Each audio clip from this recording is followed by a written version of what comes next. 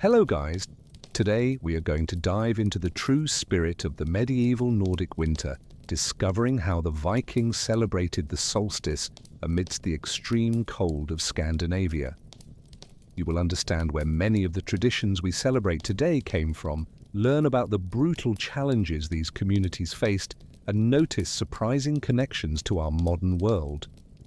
So, get comfortable, turn off the lights, and let this story transport you to a time when surviving the winter was a victory worthy of celebration. Imagine waking up in the dead of December in a 10th century Scandinavian village. There is no electricity, no central heating, no supermarkets within walking distance. The sun, when it appears, barely touches the horizon before disappearing again, leaving the world plunged into a bluish twilight that lasts almost the entire day. Temperatures plummet to 20–30 degrees below zero. The wind howls through the snow-capped mountains, cutting through any exposed skin like invisible blades. In this setting, which seems far too hostile for human life, entire communities didn't just survive, they created moments of celebration, unity, and hope that echo to this day in our own year-end festivities. Medieval Nordic villages were built with impressive ingenuity. The longhouses, those elongated communal homes that housed entire families, sometimes reached 30 meters in length. Their walls were made of thick wood, often oak or pine, cut and fitted with remarkable precision considering the limited tools of the time. But the true secret against the deadly cold lay in the roof. Layers upon layers of turf, that dense earth, almost like compacted moss, which acted as natural insulation. When snow fell on this turf, it created an additional layer of thermal protection. Inside, these houses were dark, smoky, and surprisingly cozy. In the center, a stone pit housed the fire that was never supposed to go out completely during the winter. This fire was literally the difference between life and death. Around it, wooden benches covered with sheep, bear, and reindeer skins served as seats during the day and beds at night. The walls were decorated with dyed wool tapestries, not just for aesthetics, but because these tapestries created air pockets that helped keep the heat inside. Have you ever stopped to think about what it would be like to live in a space where your entire family, sometimes up to 20 people, shared the same environment for months on end? No privacy, no separate rooms, no possibility of simply going out for fresh air when the living situation got tense. This forced proximity deeply shaped Nordic culture. The ability to live together in harmony was not just desirable, it was essential for survival. The Nordic sagas, those epic stories told and retold around the fire, often emphasized values such as loyalty, honor, and emotional control. Exploding in anger inside a longhouse during the winter could create divisions that threatened the entire community. Curiously, we live today in a kind of inverse paradox. We have huge houses, private rooms, and technology that allows us to be alone together, each on their own device, even while in the same room. But how often do we feel genuinely connected? How often do we actually talk, share stories, and look into each other's eyes without the mediation of a screen? Preparation for the Nordic winter began months in advance. During the summer and autumn, every member of the community had specific tasks that determined whether everyone would see spring again. The men hunted and fished intensely, smoking and salting meat for preservation. Moose, deer, seals, and fish, like cod and herring, were processed in quantities that would seem absurd to us today, but were just enough to feed a large family during the months of darkness. The women, in turn, were responsible for one of the most critical tasks, textile production. Every piece of clothing, every blanket, every tapestry was handmade, from shearing the sheep to the final weaving. A single, thick wool tunic could take weeks to complete, and everyone needed several layers, a linen tunic underneath, a wool tunic on top, and an even thicker outer wool cloak, sometimes lined with fur. Think about it. When was the last time you really considered where your clothes come from? How much human labor is embedded in that winter jacket you bought online and received in 2 days? For the Norse, every object had immense value because it represented hours, days, sometimes months of hard work. Nothing was disposable.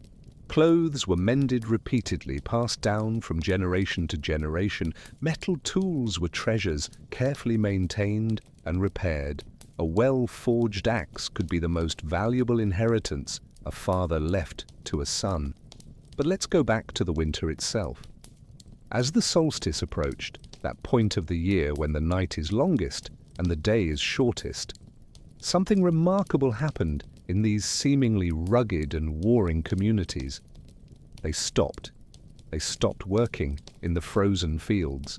They stopped traveling the stormy seas. They stopped raiding or trading, and they began to celebrate. Yule, or Yule, as they called this celebration, lasted 12 days. 12 days of feasts, rituals, stories, and community unity. Sound familiar? Our 12 nights of Christmas come directly from this ancient Nordic tradition. But why celebrate at the darkest moment of the year? Why throw a party when the cold is most brutal, when resources are scarcest, when death seems closest? The answer reveals something profound about human psychology and how our ancestors dealt with adversities that would make most of us crumble today. The winter solstice represented a turning point. Yes, it was the longest night, but it also meant that from then on, the days would begin to grow again. Light would return. Spring would eventually come back. Life would defeat death once more. Celebrating at this moment was not a denial of the harshness of reality. It was an affirmation that, despite it, hope persisted.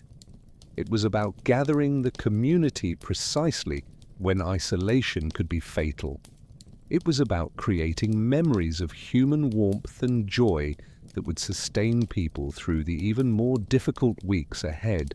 Isn't it fascinating how, even today, we do something similar? Our year-end celebrations happen in the Northern Hemisphere's winter, where the tradition originated. We decorate our homes with lights precisely when the nights are longest. We gather with family and friends when the weather invites us to be isolated. We exchange gifts and share abundant meals as an act of affirmation of life and human generosity. Of course, today we do this with central heating, LED lights, and food delivered to our door.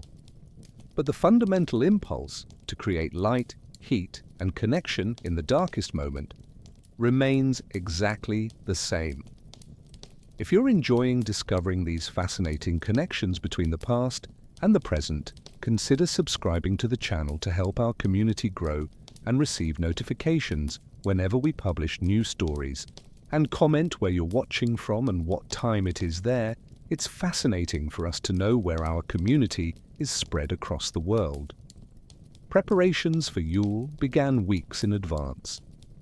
The entire longhouse had to be meticulously cleaned, not a simple task when we're talking about a space where animals were sometimes sheltered at one end during the harshest winter. The dirt floor was swept, new layers of fresh reeds were spread, tapestries were shaken and repositioned. But the most important preparation was the food. Throughout the year, families saved and stored special ingredients specifically for Yule. Honey to make mead, that fermented, sweet, alcoholic drink considered the drink of the gods. Rare spices brought from distant lands through complex trade routes, nuts and dried fruits. And of course, the best cuts of meat, carefully preserved. Bread had a special meaning. During the rest of the year, bread was often made with a mixture of grains, sometimes including husks and other materials to stretch limited supplies. But for Yule, the women prepared breads with the finest rye or barley flour, sometimes adding honey or dried fruits.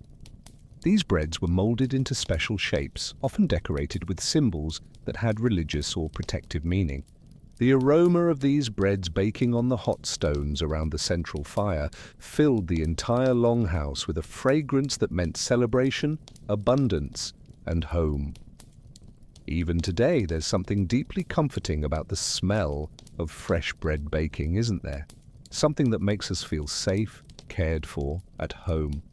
Imagine what that aroma meant to people who spent months eating mostly dried meat, salted fish, and simple porridges. But there was also an element of anxiety in these preparations. Each family had to carefully balance how much of their limited resources they could spend on the celebration without compromising their survival for the rest of the winter. Celebrating too generously could mean hunger in February or March. Being overly cautious could mean missing the opportunity to strengthen community bonds that could be crucial later. This tension between enjoying the present and ensuring the future is something we still face, isn't it? How often have you caught yourself debating whether to spend on something that will bring joy now or save for future security? How often have you felt that pressure to celebrate properly during the holidays, even when it stretches your budget? As the solstice drew near, the entire village began to vibrate with a different energy. The children, who spent most of the winter confined indoors, were especially excited. They helped collect branches of pine and holly, plants that remained green even in the most brutal winter, symbolizing the persistence of life.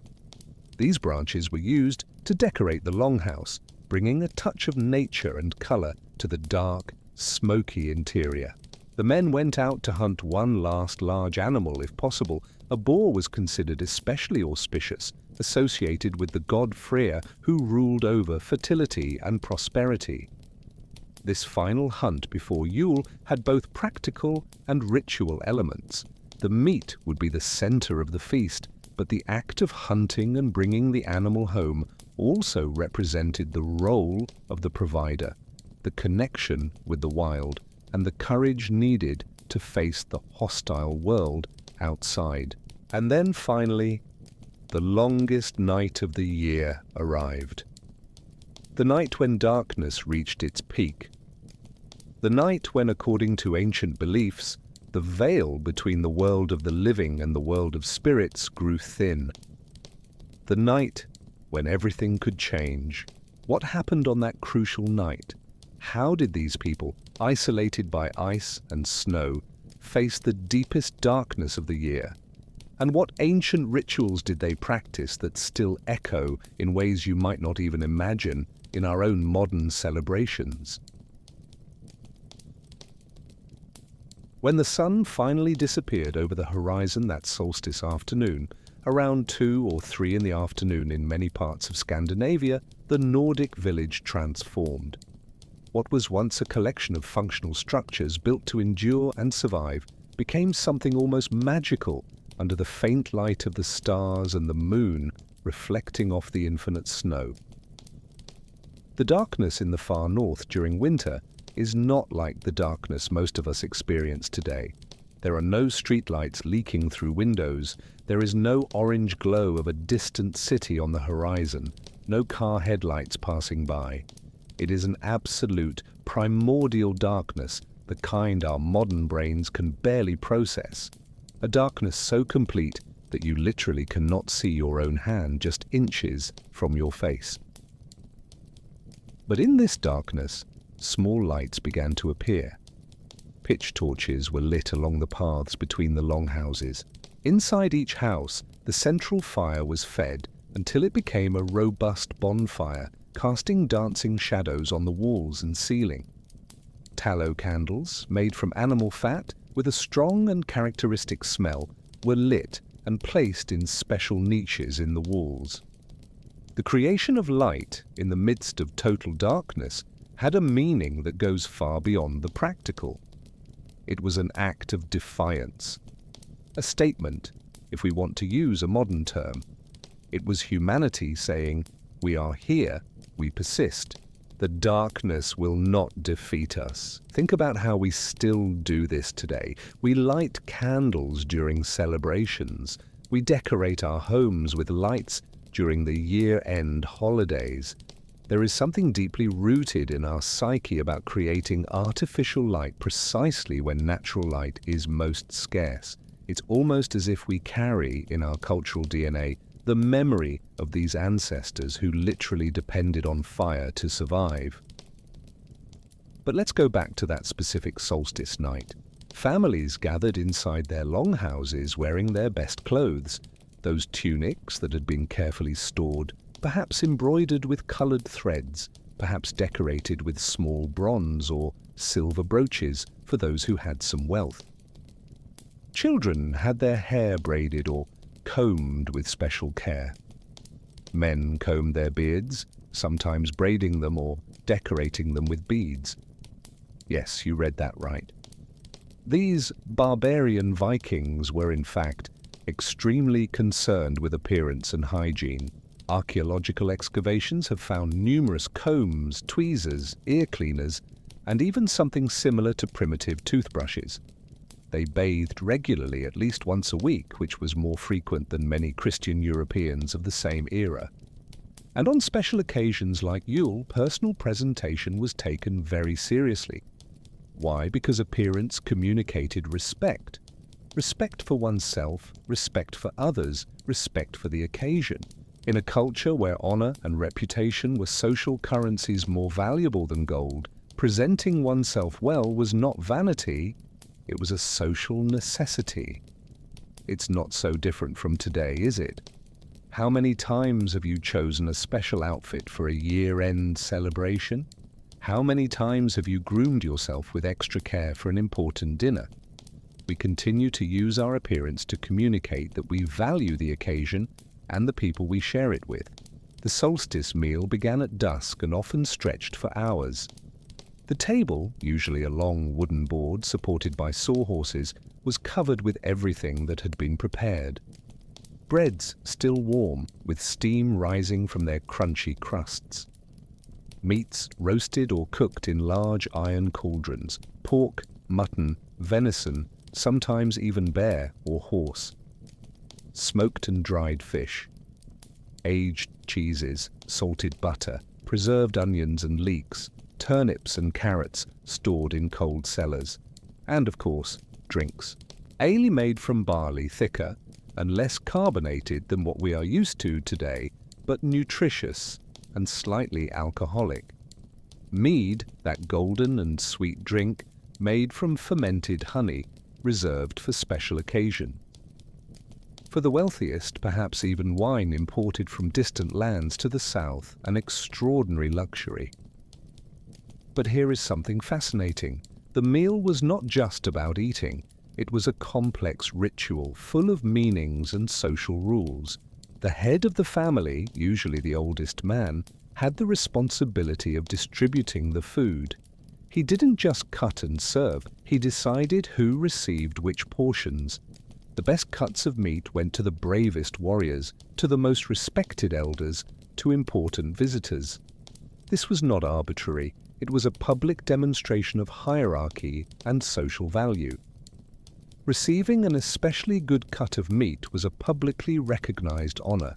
Receiving a smaller or inferior portion was a clear message about your status. This could generate tension, of course. Nordic sagas are full of stories about disputes that began because someone felt they didn't receive the portion they deserved during a feast. Imagine living in a world where every communal meal was also a public negotiation of status and respect, where you couldn't just serve yourself but had to wait to see what would be given to you, and that communicated to the rest of the community exactly where you stood in the social hierarchy. On one hand, it seems oppressive and full of potential for conflict. On the other hand, there was clarity. Everyone knew where they stood. There was no ambiguity about who was valued and why. And importantly, status was not completely fixed. Acts of courage, skill, or generosity could elevate someone, reflected literally in the quality of the meat they would receive at the next feast. During the meal, stories were told. This was perhaps the most important part of the entire celebration. The Norse did not have a widespread writing tradition at this time. Runes were used mainly for short inscriptions, not for literature. All their knowledge, history, religion, and values were transmitted orally through stories. The skalds, poets and storytellers, were extremely valued figures in this society. A skilled skald could memorize epic sagas that took hours to recite, with thousands of verses in complex poetic forms. They were, essentially, the living libraries of Nordic culture. During Yule, the skalds recited stories about the gods: Odin, the All-Father, who sacrificed an eye for wisdom; Thor, the protector of humanity, with his hammer that always returned; Freya, the goddess of love and war; Loki, the trickster whose actions caused trouble but also, paradoxically, brought innovation and change. But they also told stories about ancestors, about the great-grandfather who sailed to unknown lands, about the grandmother who saved the family during a particularly brutal winter through her wisdom and planning, about battles won, alliances formed, promises kept. These stories were not just entertainment, they were education, they were the transmission of values, they were how a Nordic child learned what it meant to be brave, loyal, wise, generous. They were how the community kept alive the memory of who they were and where they came from. When was the last time you heard a story about your ancestors? When was the last time someone told you, in rich and engaging detail, about how your great-grandfather or great-grandmother lived, what they faced, what decisions they made? Many of us barely know these stories. They were lost somewhere between generations, replaced by mass-produced entertainment that has no personal connection to our own roots. Is there something we lose in this? Is there value in knowing the stories of the people who came before us, whose choices and sacrifices made our existence possible?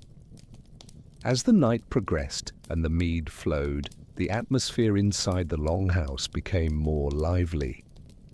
Songs were chanted, not the complex melodies we associate with classical music, but rhythmic chants, often accompanied by stomping feet or clapping. Some of these songs were solemn, invocations to the gods. Others were joyful, even bawdy, celebrating the pleasures of life in ways that would make many of us blush today. There were also games, board games like Nefertafel, a kind of Viking chess, where a king and his defenders tried to escape attackers surrounding them, a strategy game that reflected the military realities of the time. Dice games where bets were made and fortunes could change hands. Strength competitions such as arm wrestling or lifting heavy stones. And there was dancing. Not the formal and choreographed dances we would come to associate with later European courts, but more free and energetic movements, often in circles around the fire, stomping hard on the dirt floor, spinning and jumping. All of this happened in a relatively small space, crowded with people, warm from the fire and the bodies, smoky, noisy, intense. It was sensory in a way that most of us rarely experience today. There was no way to isolate yourself, put on headphones, check a phone. You were completely immersed in the collective experience, but amidst all this celebration, there were also moments of solemnity. At some point during the night, the head of the family would perform an offering ritual. This could take several forms. Some families poured ale or mead onto the ground or into the fire, offering it to the gods and the spirits of the ancestors. Others placed food in a special place outside the house, intended for the supernatural beings believed to share the world with humans. In some communities, an animal, often a pig or a horse, was ritually sacrificed. This may sound shocking to modern sensibilities, but it is important to understand the context. These were not acts of gratuitous cruelty. They were deeply serious, performed with reverence, based on the belief that the gods had given life and sustenance to humans, and that humans should give back by offering something of value. The blood of the sacrificed animal was considered especially sacred. It was collected in special bowls and then sprinkled over the participants of the ritual, over the altars, over the walls of the longhouse. This was called a blood blessing, blot, and it was believed to bring protection, fertility, and divine favor. After the ritual, the animal was cooked and eaten. Nothing was wasted. The meat fed the community. The bones were used to make tools or ornaments. The hide became clothes or containers. Even in a religious act, Nordic practicality prevailed. These rituals of sacrifice and offering disappeared long ago, of course, replaced by other forms of religious expression as Christianity spread through Scandinavia. But the fundamental impulse behind them, the desire to express gratitude, to recognize forces greater than ourselves, to mark important moments with acts of reverence, that impulse remains. When you make a toast during a celebration, you are echoing these ancient libation rituals.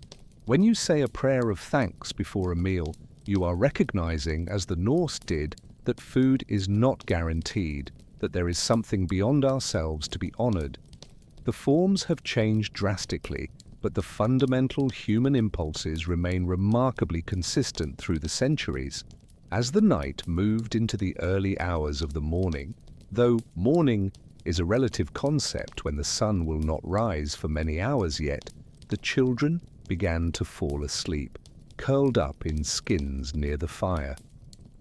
The adults continued, their voices growing softer, conversations more intimate. Personal stories were shared, concerns about the rest of the winter were discussed, plans for the spring were outlined, and eventually, one by one, everyone succumbed to sleep. The fire was carefully maintained, never allowed to go out completely, but also not fed too much, conserving the precious firewood. The longhouse grew quiet, except for the occasional crackling of the flames, the soft snoring of the sleepers, the distant howl of the wind outside. They had survived the longest night. And when the sun finally returned, a few hours later, it would be the beginning of the turning point. The days would begin to grow. Light would begin to defeat darkness.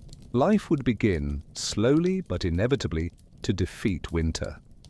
But Yule did not end there. In fact, it was just beginning. The next 12 days would bring more celebrations, more rituals, more moments of community and joy. And they would also bring challenges, tensions, and revelations about human nature that resonate through the centuries.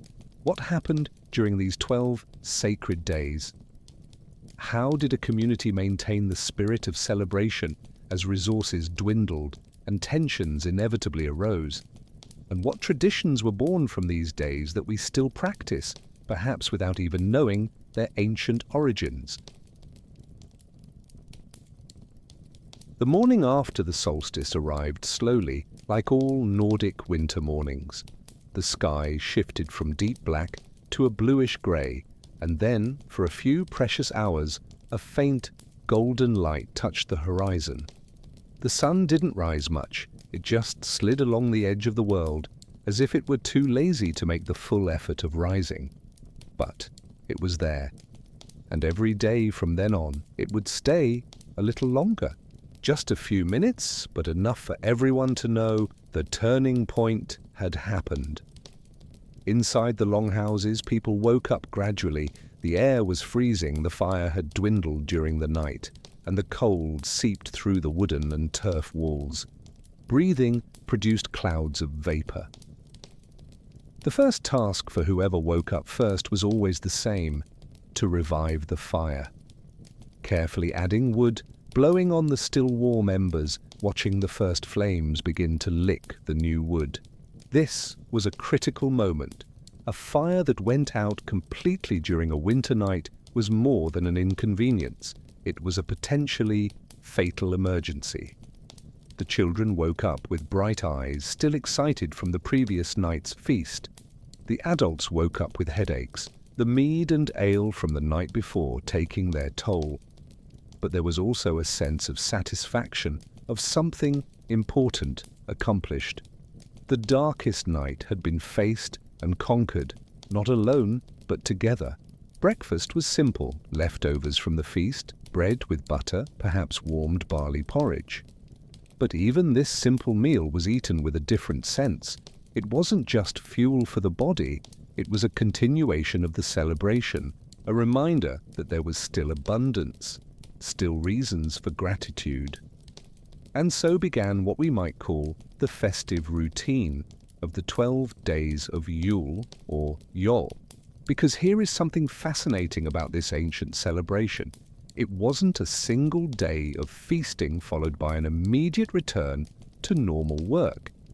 It was a prolonged period where the normal rhythm of life was suspended, where different rules applied, where the community existed in a special, almost liminal state. During these 12 days, certain types of work were forbidden. No wool was spun, no weaving was done, no metal was forged. No one travelled far from the village. These prohibitions were not arbitrary. They were rooted in beliefs about what was appropriate during a sacred time. Tasks involving transformation, turning wool into yarn, yarn into fabric, raw metal into tools, were seen as potentially dangerous during a period when the cosmos itself was in transformation, when the old year died and the new one was born. But this didn't mean people were completely idle. There were permitted tasks, tending to the animals, cooking, maintaining the fire, fetching water and wood. And there was, of course, the socialization, a lot of socialization. Families visited each other, not like we do today, with scheduled and short-lived visits, but long visits that could last hours or even entire days. You would arrive at a neighbor's or relative's longhouse in the morning and stay until late at night, sharing meals, telling stories, playing games, simply being present. These visits served a crucial social function. They reinforced community bonds that would be tested during the difficult months still to come. They allowed disputes to be resolved, alliances to be reaffirmed, and news to be shared. In a society without phones, the internet, or even regular mail, these face-to-face interactions were the only way to maintain social cohesion. Are you discovering fascinating connections between the past and our present? Consider subscribing to the channel so you don't miss our next stories, and to help our community grow. And tell us in the comments, where are you watching from and what time is it there? It's incredible for us to know where our community is spread across the world. Think about how this contrasts with our modern lives. How many times have you gone weeks, months, even years without seeing a neighbor? How many times have you felt isolated even while living in a building full of people? Technology has given us ways to connect with people on the other side of the world, but it has often disconnected us from the people living just a few meters away. The Norse had no choice but to know their neighbors intimately. Their survival depended on it. If your family ran out of food, it was the neighbors who would share. If your house caught fire, it was the neighbors who would help rebuild. If you fell ill, it was the neighbors who would care for you. This forced interdependence created bonds that, while sometimes tense, were deeply real. There was also an element of competition in these visits. Each family wanted to demonstrate that they were doing well, that they had enough resources, that they could be generous. When visitors arrived, you offered your best food, your best drink. Failing to do so was a significant social shame, but offering too much, spending resources you couldn't really spare, was also risky. This delicate dance between generosity and prudence, between showing status and preserving resources, created a constant tension. Nordic sagas are full of stories about this tension, about chieftains who ruined themselves trying to outdo each other in hospitality, about families who starved at the end of winter because they were too generous during Yule. It's not so different from the pressures many of us feel during the year-end holidays, is it?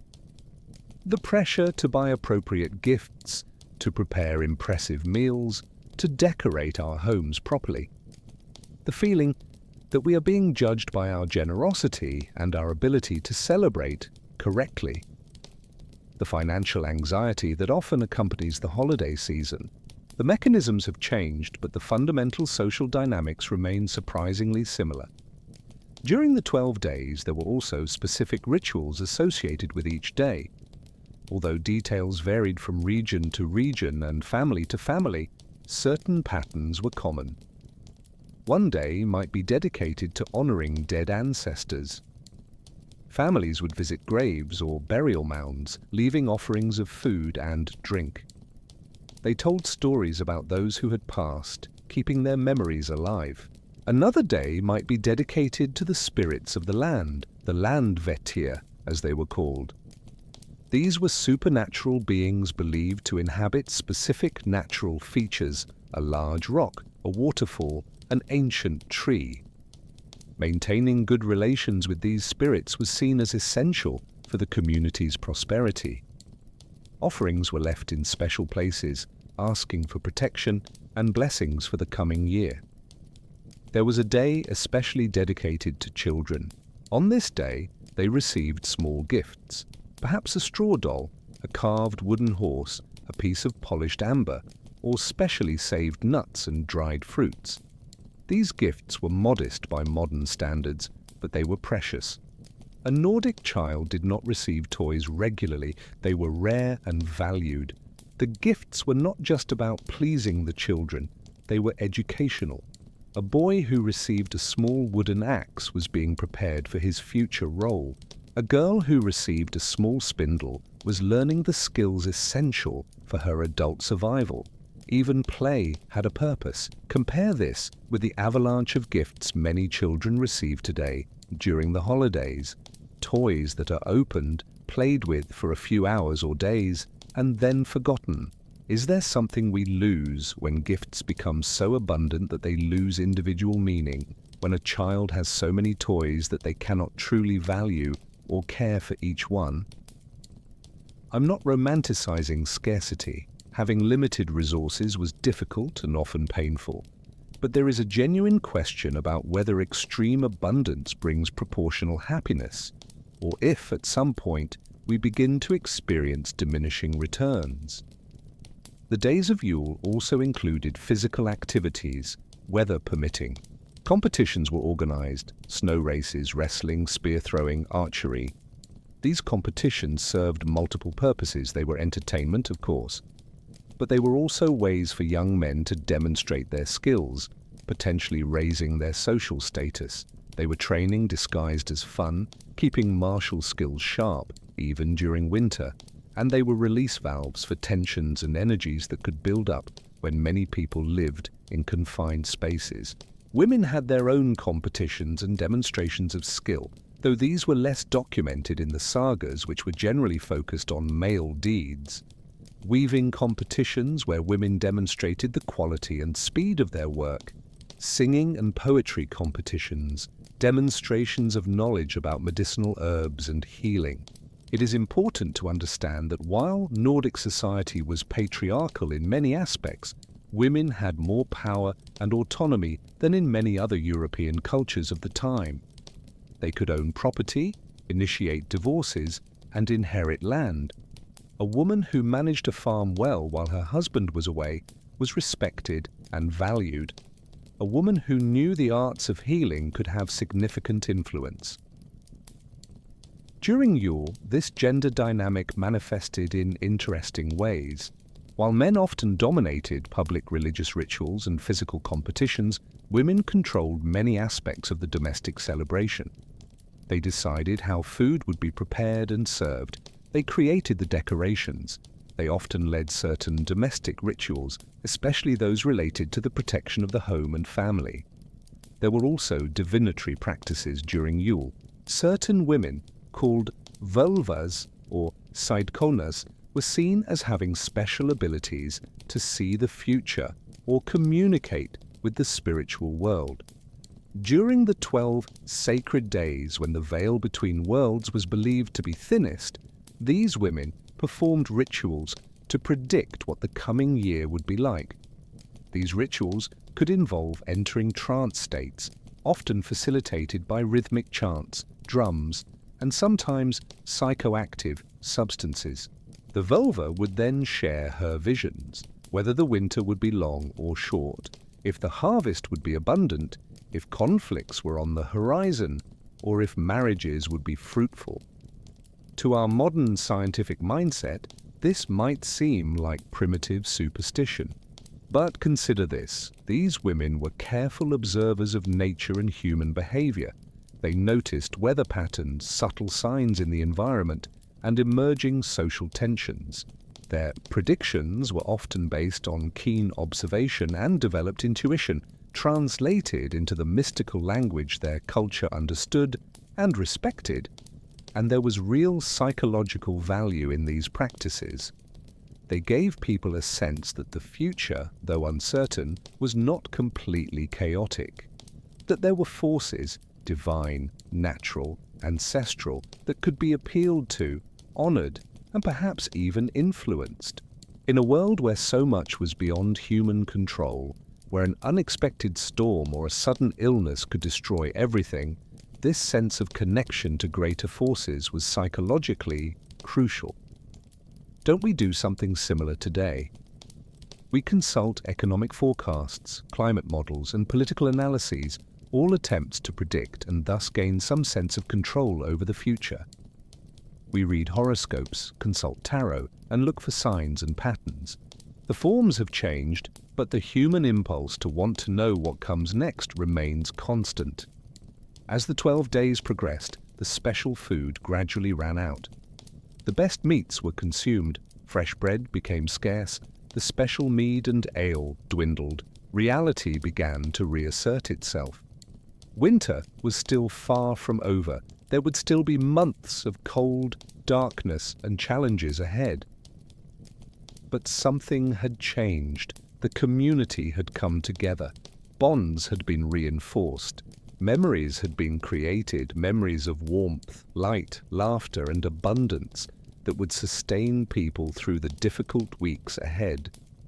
When the February cold cut to the bone, when food supplies were dangerously low, when the darkness seemed endless, these memories of Yule would serve as reminders that joy was possible, that spring would eventually come, and that it was worth persisting. Isn't that exactly what our own year-end celebrations do for us? They create positive memories, moments of connection and joy that sustain us through the most difficult months. They mark time, creating structure and meaning in our years. They remind us that we are part of something larger than ourselves, a family, a community, a tradition that stretches across generations. The last day of the 12 days of Yule had its own special ritual. It was a day of cleaning and transition. The pine and holly decorations were removed and burned in the fire, their ashes scattered as a blessing. The longhouse was swept completely, special clothes were put away, work tools were brought back, and then, on the final night, there was one last meal. Smaller than the Solstice feast, more sober, but still significant. It was a closing meal, a recognition that the special time was ending and that normal time was returning. But it was also a meal of commitment, a commitment to carry forward the spirit of community and generosity that had been cultivated during the 12 days. Speeches were made. The head of the family or community spoke about the year that had passed and the year to come. Thanks were expressed to the gods, the ancestors, and to one another. Promises were made, promises to work hard when spring arrived, to support each other through the rest of the winter, and to keep alive the honor of the family and community. And then, finally, Yule ended. The next morning brought the return to the normal rhythm of life. Spinning wheels were brought back out. Looms were prepared. Men went back to working on tool and equipment repairs. Life went on, but it went on transformed. The people who had celebrated together, who had shared food and stories and rituals, were different than they were 12 days before. More connected, more resilient, more capable of facing whatever the rest of the winter brought. And when spring finally arrived, when the ice began to melt and the first green shoots began to appear, they would look back at Yule as the moment the turning point began. The moment when, In the midst of the deepest darkness, they chose to create light. The moment when, in the face of the old year's death, they affirmed life. But what happened when things didn't go well during Yule? When conflicts arose, when resources ran out faster than expected, when the harsh reality of the Nordic winter refused to be kept at bay, even during the sacred days? And how did these people deal with the inevitable tensions of living so close to one another for so long? The idea of 12 days of uninterrupted celebration sounds idyllic, almost utopian. But human reality is rarely that simple. Even during Yule, even with every intention of harmony and community, tensions arose. Conflicts emerged. Human nature, with all its complexities and imperfections, could not be completely suspended, not even during the most sacred days of the year. Imagine the scene. 20 or more people living in a space the size of a modern two-bedroom house for days on end. The air is thick with wood smoke, body odors, and the smells of food. The noise is constant. Conversations, laughter, crying babies, arguments, and snoring through the night. There is nowhere to escape, no private room to retreat to, no way to have a moment truly alone. Add to this the alcohol. Mead and ale flowing freely day after day. People getting intoxicated, inhibitions lowering, tongues loosening. Things that would normally stay unsaid are suddenly spoken. Old resentments resurface. Insults are traded. The Nordic sagas, those epic records of Scandinavian life and culture, do not hide this reality. They are filled with stories of feasts that ended in violence, of men who insulted each other during celebrations and ended up in duels, of families divided because of something said during Yule, of alliances broken and enmities born during what should have been a time of peace. One of the most common types of conflict revolved around honor and status. Remember how we mentioned that the distribution of food during meals communicated social hierarchy? Well, that was a potential minefield. A man who felt he received a portion inferior to what he deserved could interpret it as a public insult. And in Nordic culture, insults to honor could not be simply ignored. Honor, or drengskaper as it was called, was perhaps the most important value in Nordic society. Your reputation, how you were seen by others, determined your social worth. A man without honor was called a niding, nidinga. One of the worst things you could be called. A niding could not testify in legal disputes, could not make binding oaths, and was essentially excluded from society. So when someone felt their honor was being questioned, even in ways that would seem trivial to us today, the response had to be strong. You had to defend your reputation or lose it. This created absurd and tragic situations. Two men who were friends could become mortal enemies because of a misinterpreted comment during a party. A family could be dragged into a blood feud that would last generations because of a perceived insult during Yule. The sagas tell the story of a man named Gunnar, known for his peaceful and generous nature. During a Yule celebration, another man, intoxicated, made a comment suggesting Gunnar was a coward. Gunnar initially tried to ignore it, but the man persisted, and others began to watch. Eventually, Gunnar felt he had no choice but to challenge the man to a duel. He won the duel but killed the man in the process, starting a blood feud with the dead man's family that eventually led to Gunnar's own death. All of this because of words spoken during a feast. It seems extreme, doesn't it? But before judging too harshly, consider how many friendships have you seen end because of something said in a moment of anger or drunkenness? How many families do you know that were divided because of conflicts during year-end gatherings? How many times have you seen small resentments turn into major rifts because no one was willing to yield or apologize. The mechanisms may be different. We generally don't end up in physical duels today, but the fundamental dynamics of how conflicts arise and escalate during moments of stress and forced proximity remain remarkably similar. Another common type of conflict during Yule involved women. Although the sagas are often focused on male deeds, they occasionally reveal the tensions that existed among women, especially in extended families living together. Mothers-in-law and daughters-in-law were a particular source of conflict.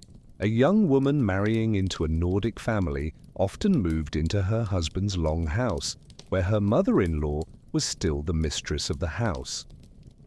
Two women, each used to managing her own domain, suddenly having to share the same space and negotiate who had authority over what, this was a recipe for tension. During Yule, when so much intense domestic work was required, these tensions could explode. Who decided how the food would be prepared? Who had the final say on decorations? Who assigned tasks to other women in the house? These were not trivial questions. They were questions of power, respect, and identity. The sagas tell of women who used magic, or the accusation of magic, as a weapon in domestic conflicts. A daughter-in-law who wanted to undermine her mother-in-law might spread rumors that the older woman was practicing cedar magic, improperly or maliciously. A mother-in-law who wanted to get rid of a problematic daughter-in-law might accuse her of bringing bad luck to the family. These accusations were serious. Magic was an ambiguous area in Nordic culture, respected and feared at the same time. Being accused of using magic maliciously could result in social ostracism or worse, and then there were conflicts over resources. During Yule, families were expected to be generous, sharing their food and drink freely. But what if a family was secretly struggling? What if they really couldn't afford to be as generous as was expected of them? Some families went into debt trying to keep up appearances during Yule. They borrowed from neighbors or relatives, promising to pay back after the spring harvest. But what if the harvest failed? What if the winter was longer than expected and they couldn't pay their debts? Unpaid debts were another major source of conflict in Nordic society. There were no banks, no formal credit system. Loans were based on personal trust and honor. Failing to pay a debt was seen as a fundamental violation of the social order. It could lead to legal disputes at the things, community assemblies, social ostracism, or even violence. The sagas tell of families forced to sell land, livestock, and even family members into slavery to pay debts incurred during overly generous celebrations. The desire to maintain social status and demonstrate wealth during Yule could have devastating long-term consequences. Doesn't this resonate with modern experiences? How many people do you know who go into debt during the year-end holidays, buying gifts they can't really afford, organizing celebrations beyond their means? How many people start the new year with credit card debts that will take months to pay off, all because they felt pressure to celebrate properly? Technology has changed, financial mechanisms have changed, but the fundamental social pressure to demonstrate generosity and success, even when it causes personal hardship, remains remarkably consistent. There were also conflicts that arose simply from boredom and forced proximity. 12 days is a long time to be confined in small spaces with the same people, especially when many normal activities were forbidden. People became irritable, restless, and prone to conflict over small things. Children fought and cried. Teenagers became moody and defiant. Adults lost their patience with each other. Elders complained about the noise and the lack of respect from the youth. It was, in many ways, like any extended family gathering, moments of genuine joy and connection punctuated by moments of frustration and conflict. So, how did these communities deal with conflicts when they arose during Yule? There were social mechanisms, both formal and informal, to manage tensions and prevent small disputes from turning into permanent rifts. One of the most important was the role of the elders. Older men and women who had lived through many winters and seen many conflicts often served as mediators. When a dispute arose, the elders intervened, listened to both sides, and tried to negotiate a resolution that allowed both parties to save face. This was crucial. Remember how important honor was. Any conflict resolution had to allow both parties to maintain their honor.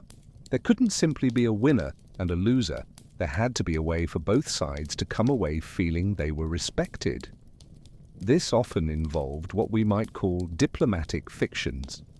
Both sides agreed to interpret what happened in a way that minimized the insult. Or a third party was blamed, perhaps the alcohol, perhaps a misunderstanding, perhaps malicious spirits that caused confusion. Or compensation was offered, not necessarily material, but symbolic.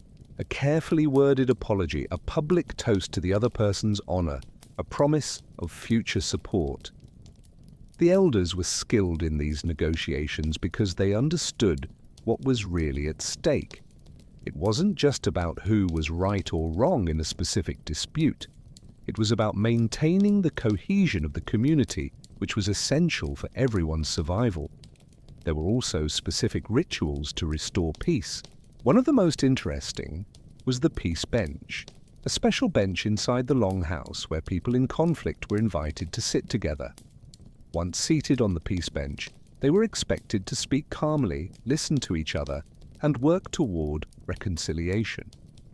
The physical act of sitting side by side, rather than facing each other in a confrontational posture, was designed to facilitate resolution. Drinks were often shared during these peace sessions, not to get people drunk, but as a symbolic act of communion. Drinking from the same horn or cup meant you were willing to share, to connect, and to set aside hostility.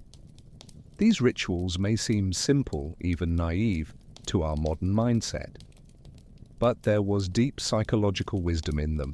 They created structures and symbols that helped people move from emotional states of anger and resentment to states of calm and reconciliation. They provided paths out of conflict that preserved the dignity of everyone involved. How many times have you wished there was a peace bench available during a family or friend conflict? How many times have you seen disputes drag on simply because no one knew how to take the first step toward reconciliation without seeming like they were giving in or admitting total guilt?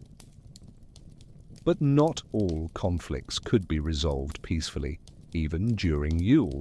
Sometimes the tensions were too deep, the insults too grave, the resentments too old. And then the community had to deal with the reality that harmony had been irrevocably broken. When that happened, there were consequences. A family might be asked to leave the communal celebration and return to their own longhouse. This was a significant public shame, a sign to everyone that they had violated the norms of appropriate behavior during sacred time. In more extreme cases, someone could be declared utlagi, an outlaw. This meant they were expelled from the community, forced to leave the village and survive on their own. During winter, this was essentially a death sentence. Very few people could survive alone in the Nordic winter. This was the ultimate punishment reserved for the most serious violations. Murder during Yule, breaking sacred oaths, violence against hosts who had offered hospitality. These actions were seen as so fundamentally contrary to the social order that the person who committed them could no longer be considered part of the human community. The sagas tell stories of men who were declared outlaws and fled to the mountains or forests, living like wild animals, occasionally raiding isolated farms to steal food. Some eventually died of cold or hunger. Others were hunted down and killed by those seeking revenge or simply wanting to eliminate a threat. Some, in more romantic stories, eventually found redemption through acts of extraordinary courage, but most simply disappeared, their names eventually forgotten, their stories untold. They were grim reminders of what happened when you violated the fundamental rules of the community. This possibility of total exclusion, of being cut off from the community and left to die, created tremendous social pressure for conformity. It wasn't just about following rules for fear of punishment, it was about understanding viscerally that your survival depended on remaining on good terms with others. You literally could not afford to be a radical individualist in Nordic society. Cooperation was not optional, it was essential.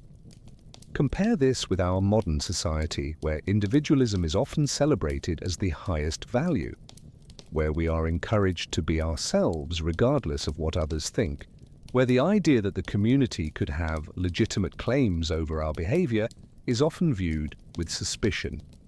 There is freedom in that, certainly, freedom to live as we want, to express our individualities, to not be constrained by oppressive social expectations. But there is also a cost. How many of us feel isolated, disconnected, without a real sense of belonging to a community that cares about us and for whom we care? The Norse did not have the individual freedom we value today, but they had something many of us have lost: the absolute certainty that they belonged, that they were part of something larger than themselves, that they were not alone in the world. As the 12 days of Yule progressed and conflicts arose and were resolved or not, the community learned important lessons about itself, about who could be trusted in moments of tension, about which alliances were solid and which were fragile, about where the lines of division really lay beneath the surface of social courtesy. These lessons would be important in the months to come. When spring arrived and it was time to plant, you would need to know who you could trust to help. When summer brought opportunities for trade or raids, you would need to know who would stand by your side. When the next winter came, you would need to know who you could count on to share resources if your own failed. Yule, then, was not just about celebration. It was also about testing relationships, testing character, testing community cohesion. It was an intense period of social interaction that revealed truths about people and relationships that could remain hidden during the rest of the year, when everyone was more dispersed and busy with individual work. And when the 12 days finally ended, when people returned to their normal routines, they did so with a deeper understanding of their community, its strengths, its weaknesses, its tensions, its possibilities. But what happened to those who didn't fit well into this tight social structure? Those who were different? Those who challenged norms? Those who simply couldn't or wouldn't conform? How did Nordic society deal with human diversity, with those on the margins? Every society has its fringes, spaces inhabited by those who don't fit perfectly into central categories, who challenge norms, and who exist in the ambiguous zones between acceptance and rejection. Medieval Nordic society was no exception, and during Yule, when the community gathered so intensely, these people on the margins became particularly visible. There were the slaves, or thralls as they were called. Slavery was a fundamental reality of Nordic society, though it functioned differently from the plantation slavery that would exist centuries later in the Americas. Thralls were often people captured in raids or the descendants of those captured. Some were Norsemen who had fallen into slavery due to debt or crimes. Others were foreigners from distant lands. During Yule, the position of the thralls was particularly ambiguous. On one hand, they participated in the celebrations. After all, they lived in the same longhouse as their owners, ate the same meals, and worked side by side with free family members. There was no complete physical segregation as there would be in later slave societies. On the other hand, they were clearly not equals. They received the worst portions of food. They slept in the least desirable spots, far from the warmth of the fire. They did the dirtiest and hardest work. And, crucially, they had no voice in decisions, could not participate in the most important religious rituals, and had no honor that could be insulted or defended. Imagine being a thrall during Yule. You see the celebration happening all around you. You help prepare the food that others will eat. You serve the mead that others will drink. You hear the stories being told, the songs being sung, the laughter being shared. You are physically present, but socially absent. You are part of the house, but not part of the family. Some sources suggest there were moments during Yule when normal hierarchies were temporarily suspended or inverted. Days when thralls received better portions of food, were released from heavy labor, or were even served by their owners in a ritual reversal of the normal order. These temporary status inversions were common in many ancient cultures during festivals. The Romans had Saturnalia, where slaves and masters swapped places for a day. Medieval Christian Europe would have the Lord of Misrule during Christmas celebrations, when the social order was temporarily turned upside down. Why did societies do this? One theory is that these temporary inversions actually reinforced the normal order. By allowing a brief period of controlled chaos, a sanctioned breaking of the rules, society created a pressure valve for tensions that might otherwise build up and explode in more destructive ways. And by making the inversion temporary and ritualistic, it reaffirmed that the normal order was, well, normal, the natural state of things to which everyone would return. But there was also something deeper happening. These moments of inversion forced people to recognize the humanity of those they usually treated as inferiors. When you serve food to someone who usually serves you, when you look into the eyes of someone who usually keeps their eyes downcast, something changes. Not necessarily in a revolutionary way, slavery continued after all, but perhaps in subtle ways, creating small cracks in the certainty that hierarchy was natural and inevitable. Have you ever experienced something similar? Perhaps a moment when you had to do the work of someone who is normally below you in an organizational hierarchy. Or when someone you usually see only in a service role suddenly appeared as a complete person with their own complex life. These moments can be uncomfortable, but they can also be deeply humanizing. In addition to the thralls, there were others who existed on the margins of Nordic society. The sidemen, men who practiced Seda, a type of magic associated primarily with women. In Nordic culture, there was a strong gender divide around magical practices. Women who practiced Seda were respected, even feared, but generally accepted. Men who did the same were viewed with suspicion and contempt. Why? Because Seda involved what was seen as feminine behavior, entering trance states, being passive and receptive to spiritual forces, using indirect manipulation instead of direct force.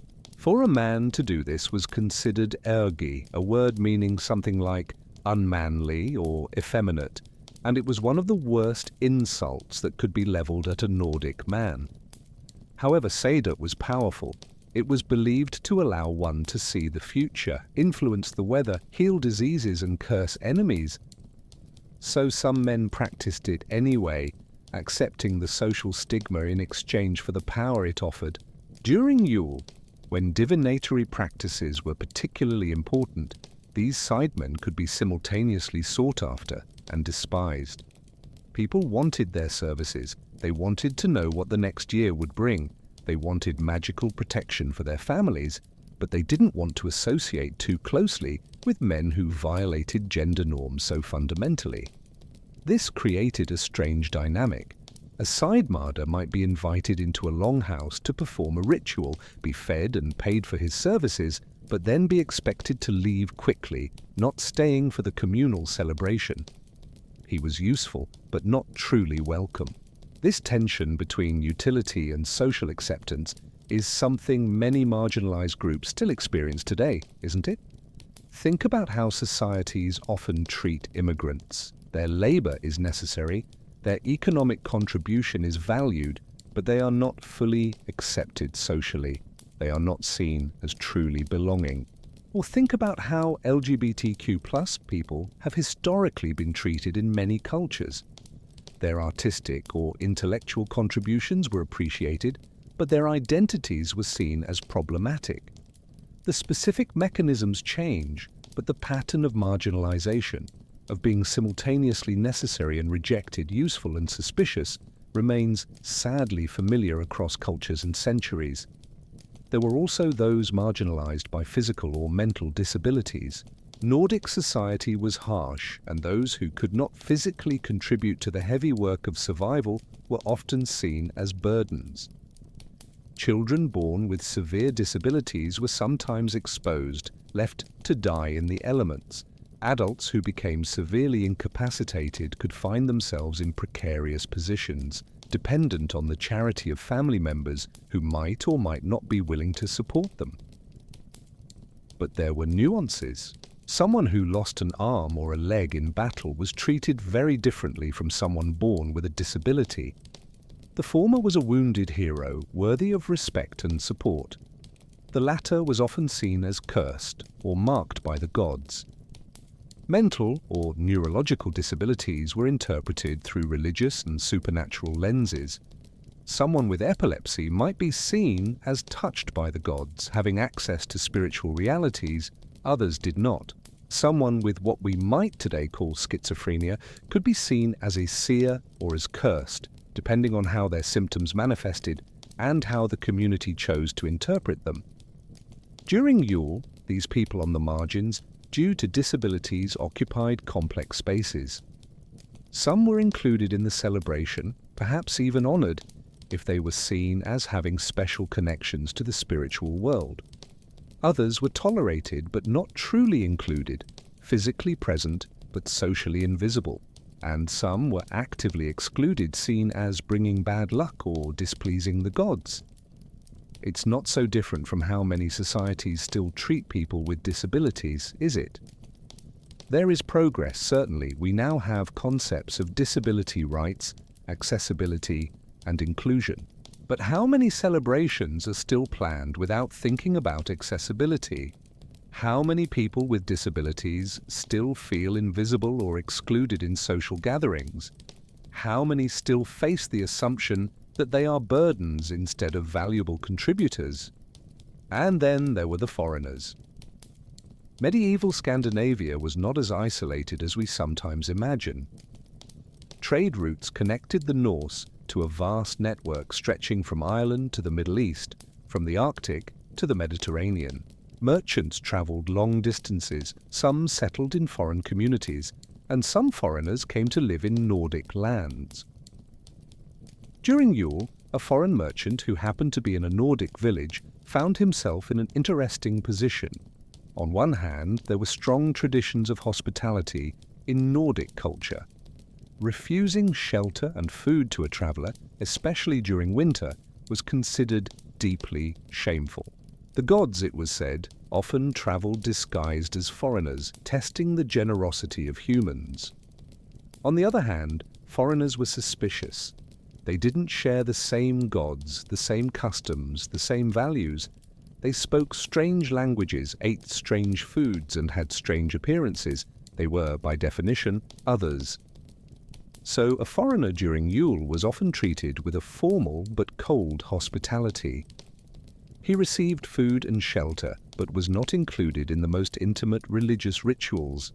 He was watched carefully, his actions interpreted through lenses of suspicion. Anything that went wrong during his stay, an illness, an accident, a fight, could be blamed on his foreign presence, on his nature as an other.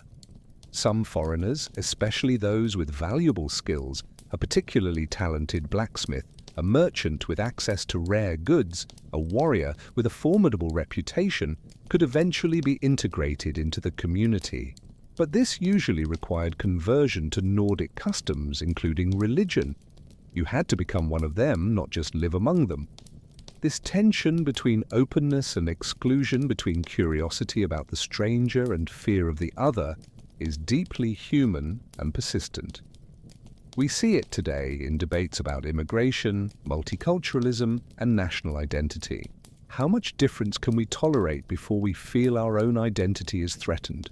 How do we balance openness to new peoples and ideas with the maintenance of community cohesion and shared values? The Norse didn't have perfect answers to these questions, and neither do we. But recognizing that these are ancient human questions, not unique problems of our time, perhaps helps us approach them with more humility and less certainty that there are simple solutions.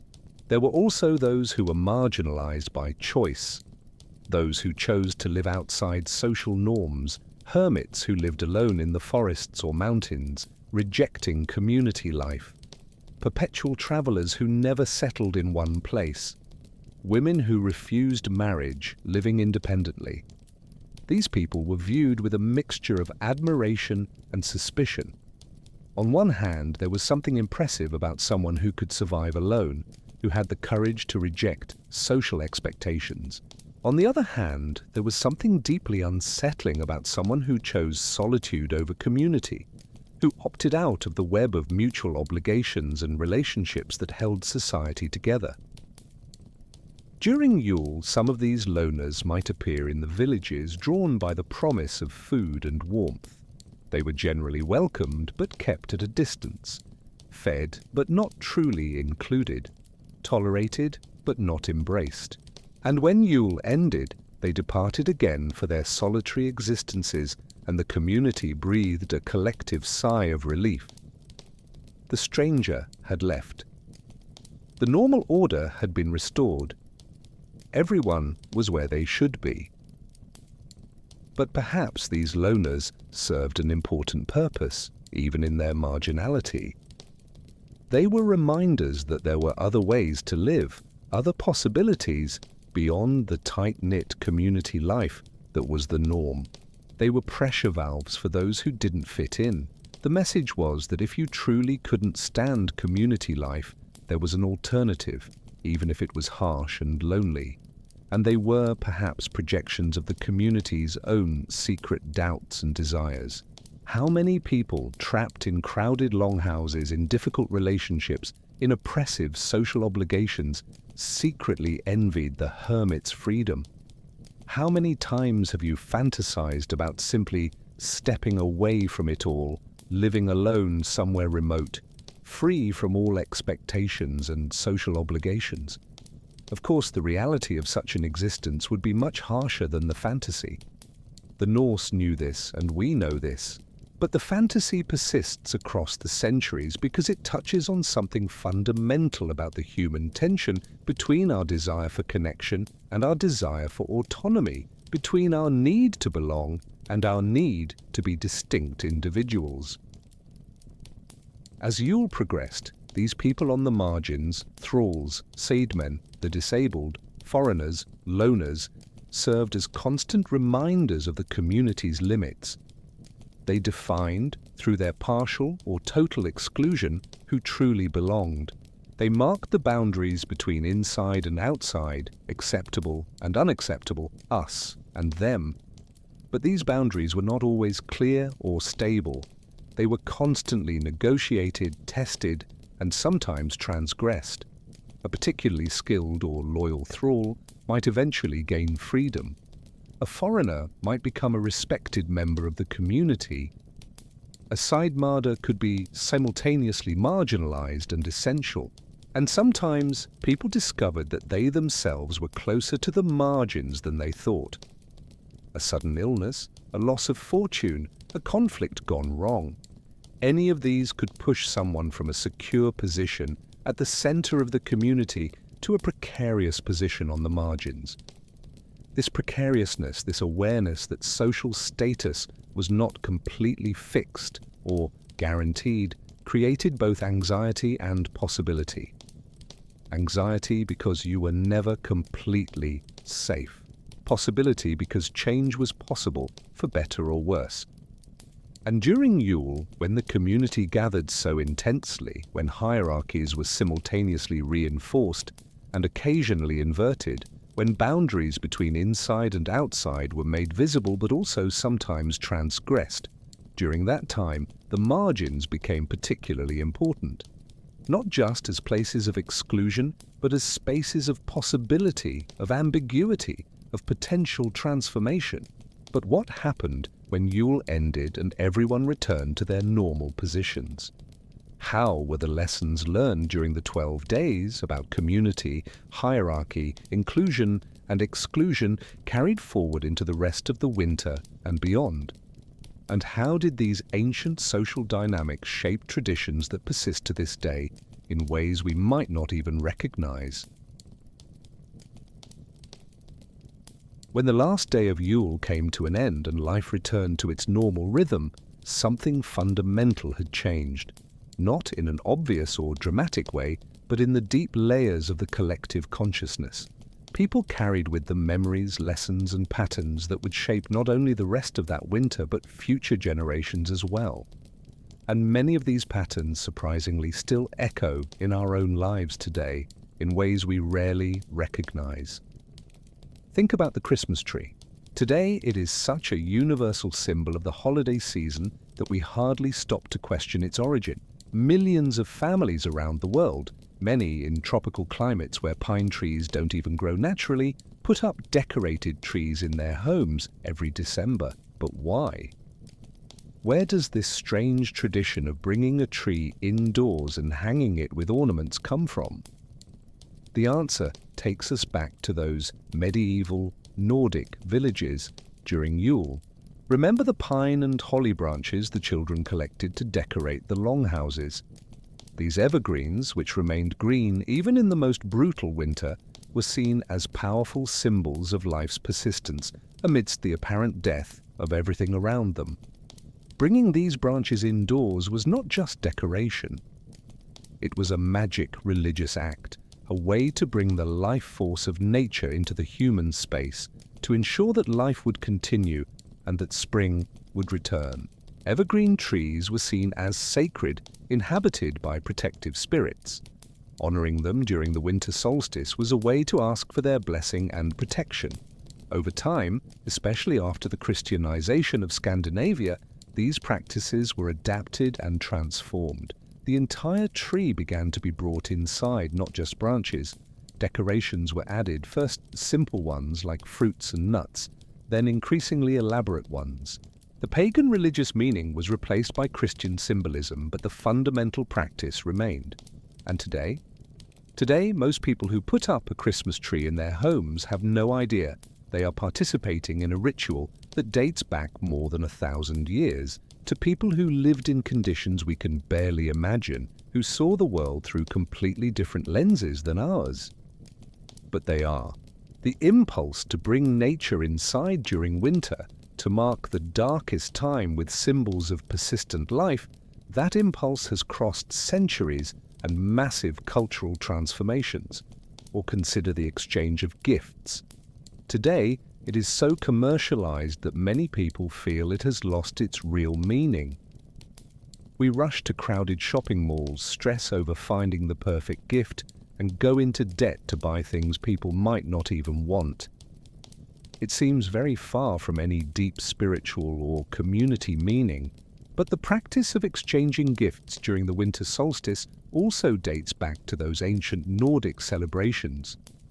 During Yule, gifts were exchanged, not in the universal way we do today, but in specific and meaningful ways.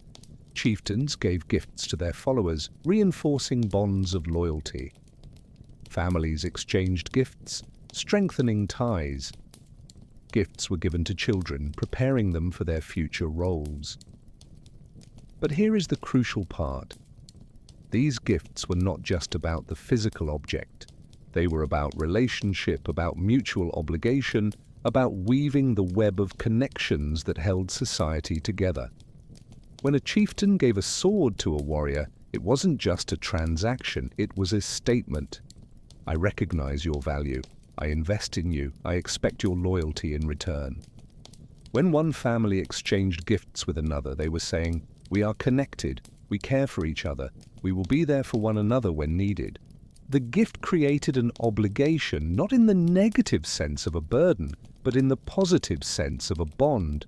You couldn't simply accept a gift and give nothing in return, whether immediately or eventually.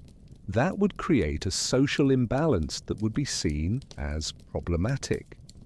There are echoes of this still today, aren't there? When someone gives you a gift and you have nothing to give in return, you feel uncomfortable. When you receive generous hospitality, you feel you must reciprocate in some way. These are not just arbitrary social conventions, they are manifestations of deeply rooted patterns of reciprocity and relationship that date back to ancient eras. Of course, modern commercialization has distorted much of this. Gifts have often become more about demonstrating wealth or fulfilling superficial social obligations than about genuinely strengthening relationships. But the fundamental impulse is still there, buried under layers of consumerism. And when the exchange of gifts works well, when you give something that truly shows you know and care about the person, when receiving a gift makes you feel truly seen and valued, you are experiencing something the Norse would have recognized immediately. Or think about the year-end family gatherings. For many people, these are sources of significant stress. There is pressure to travel long distances. Old family tensions resurface. You find yourself trapped in a house with relatives you may not have much in common with, forced to make polite conversation and pretend to feel a harmony you might not genuinely feel. Sound familiar? It should, because it is remarkably similar to what the Norse experienced during Yule. They also found themselves in confined spaces with relatives, including those they had conflicts with. They also felt pressure to maintain appearances, to demonstrate family harmony even when tensions existed below the surface. They also sometimes wondered if the whole ordeal was worth it. But they understood something we may have lost. These gatherings were not primarily about individual pleasure. They were about the maintenance of bonds that were essential for survival. You gathered with family during Yule not because you necessarily liked all of them, but because these were the people who would be there for you when you truly needed it. These were the people who would share food if you went hungry, who would help rebuild if your house burned down, who would care for your children if something happened to you. Today, many of us do not depend on family in the same way. We have social safety nets, insurance, professional services. We don't need our cousins to survive, so why do we still feel this compulsion to gather during the holidays, even when it is stressful and inconvenient? Perhaps because something deep within us still recognizes the value of these bonds, even when they are not strictly necessary for material survival. Perhaps because, in an increasingly atomized and individualistic world, these gatherings are one of the few moments when we still experience something akin to traditional community, with all its discomforts and imperfections, but also with its depth and meaning. Consider also the holiday food. Today, many cultures have special dishes associated with year-end celebrations. In the United States, turkey and ham are traditional for Christmas. In many parts of Europe, roasted goose or pork. Specific dessert dishes, special drinks. Every culture has its traditions. But the fundamental pattern is the same. During the year-end holidays, we eat more and better than we normally do. We prepare special dishes that require extra time and resources. We gather around abundant meals. This comes directly from those Yule celebrations, when the best foods were brought out, when generosity was demonstrated through the abundance of the table. And the fundamental meaning also remains: shared food creates community. Eating together is one of the most fundamental human acts of social bonding. There is science behind this, by the way. Modern studies show that eating together, not just being in the same space, but actually sharing a meal, increases feelings of trust and connection. It releases oxytocin, the bonding hormone. It creates shared memories. It facilitates deeper conversations than casual interactions. The Norse didn't know the biochemistry behind it, but they intuitively understood the power of shared meals, and they structured their most important celebrations around them. Today, even when many of our social interactions happen online, even when we can connect with people without ever sharing physical space, we still feel there is something special about eating together. Business dinners, romantic dates, family celebrations, all revolve around shared food. Not because we need to be in the same place to eat, but because something deep within us recognizes that sharing food creates a type of connection that other interactions do not. Or think about the lights. Decorating with lights during the holidays is so ubiquitous that we hardly stop to think about it.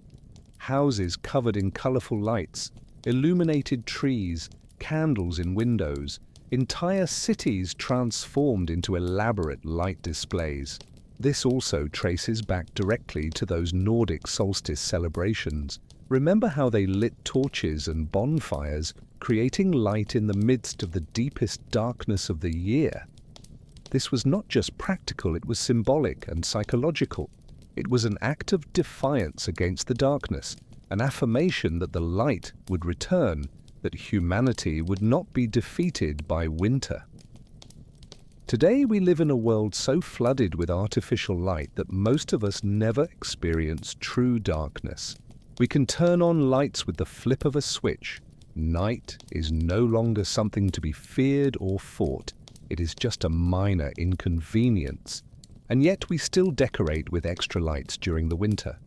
We still feel there is something special, something magical about lights during the darkest time of year. Why? Because we carry, somewhere deep in our collective psyche, the memory of when darkness was real and threatening, when creating light required effort and resources, when every flame was precious. When you look at twinkling Christmas lights, you are participating in a ritual that dates back thousands of years to people who created light as an act of hope and defiance. You may not think of it in those terms, you may just think it's pretty. But the emotional resonance you feel, that sense of warmth, comfort, and magic, comes from something much deeper than superficial aesthetics.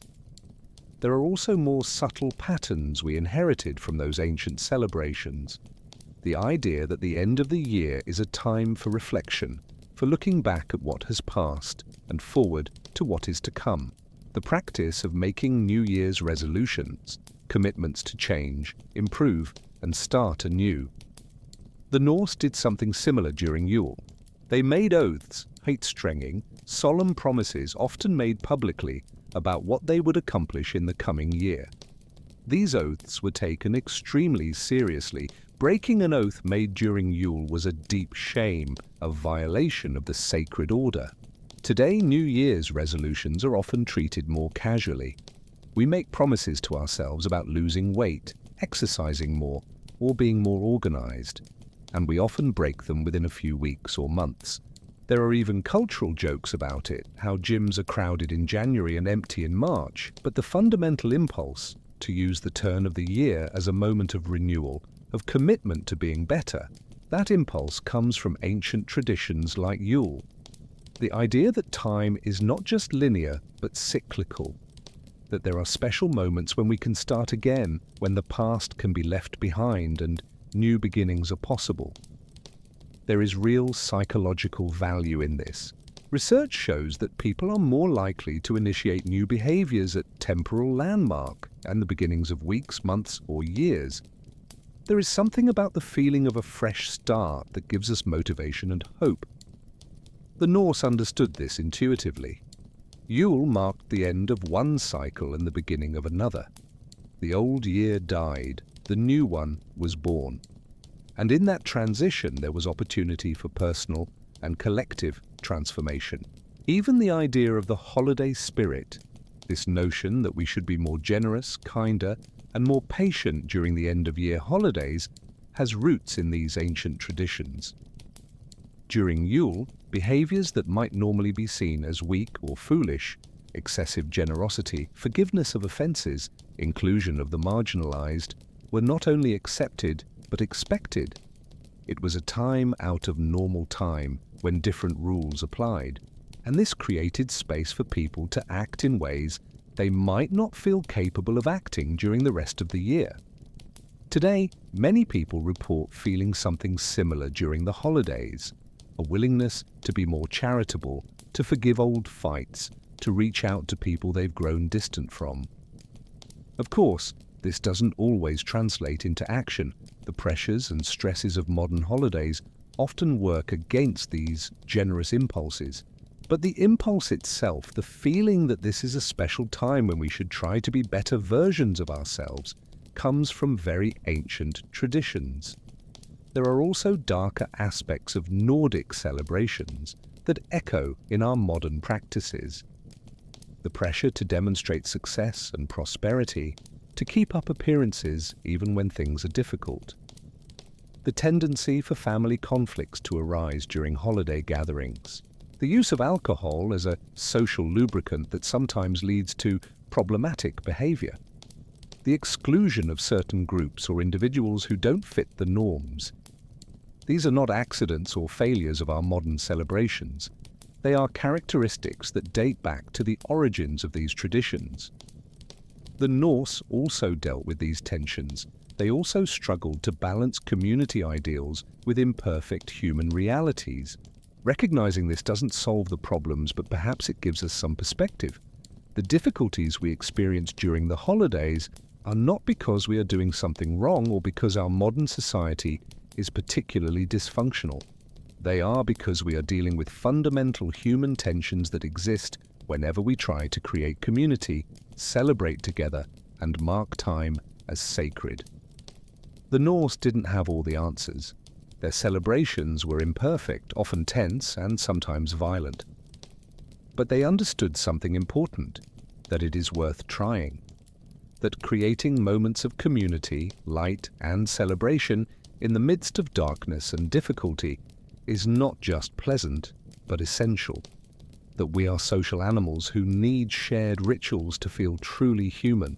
And so, through 1,000 years of change, through Christianization, industrialization, globalization, and the digital revolution, these practices have persisted, transformed, yes, adapted to new contexts and beliefs, but fundamentally recognizable. When you decorate a tree, when you exchange gifts, when you gather with family, when you light lights, when you share a special meal, when you make resolutions for the new year, you are participating in traditions that date back to people who lived radically different lives from yours, but who shared the same fundamental human impulses. But how exactly did these traditions survive through so many changes? How did Nordic pagan practices transform into Christian celebrations and then into modern secular festivals? And what was lost and gained in these transformations? The change began quietly, almost imperceptibly, at the end of the first millennium. Christian missionaries, coming mainly from England and Germany, began to arrive in Scandinavia with increasing frequency. They brought a new religion, new values, and a new worldview. And, crucially, they brought connections to powerful Christian kingdoms to the south, with established trade networks and a culture of writing and record-keeping that the Norse did not possess. For Nordic chieftains and kings, Christianity offered practical advantages. Conversion meant alliances with powerful Christian realms. It meant access to scribes who could keep records, to artisans who mastered advanced techniques, and to merchants who controlled lucrative trade routes. It meant legitimacy in the eyes of the broader European world, which saw the pagan Norse as dangerous barbarians. But for ordinary people, for those who had celebrated Yule, the way their ancestors had for countless generations, conversion was more complicated. You don't simply abandon beliefs and practices that are interwoven with every aspect of your life. You don't forget the gods your parents and grandparents honored. You don't give up rituals that provide structure and meaning to your year. So what happened was not a clean replacement of one religion by another. It was a long, messy, and often contradictory blending, a process of syncretism where elements of different religious traditions merge and transform. Christian missionaries were in many cases pragmatic. They understood they couldn't simply ban all pagan practices and expect people to obey. So they adopted a different strategy. They adapted. They found ways to reinterpret Nordic practices through Christian lenses, giving new meanings to old rituals. Yule was an obvious target for this strategy. It was the most important celebration on the Nordic calendar, deeply rooted in the culture and collective psyche. Attempting to eliminate it completely would have caused massive resistance. So instead, the missionaries did something smarter. They Christianized it. The timing helped. Yule took place around the winter solstice in late December. The Christian Church had already established Christmas, the celebration of Christ's birth, on December 25th. Historically, there is no solid evidence that Jesus was actually born on that date. The choice of December 25th was itself a strategy of syncretism, placing the Christian celebration over existing Roman pagan festivals like Saturnalia and Dies Natalis Solis Invicti, the birthday of the unconquered sun. So, when Christianity reached Scandinavia, the missionaries simply said, "That celebration you have at the end of December, it's now about the birth of Christ. Keep celebrating, but with a new meaning." And surprisingly, it worked. Not immediately, not completely, but gradually.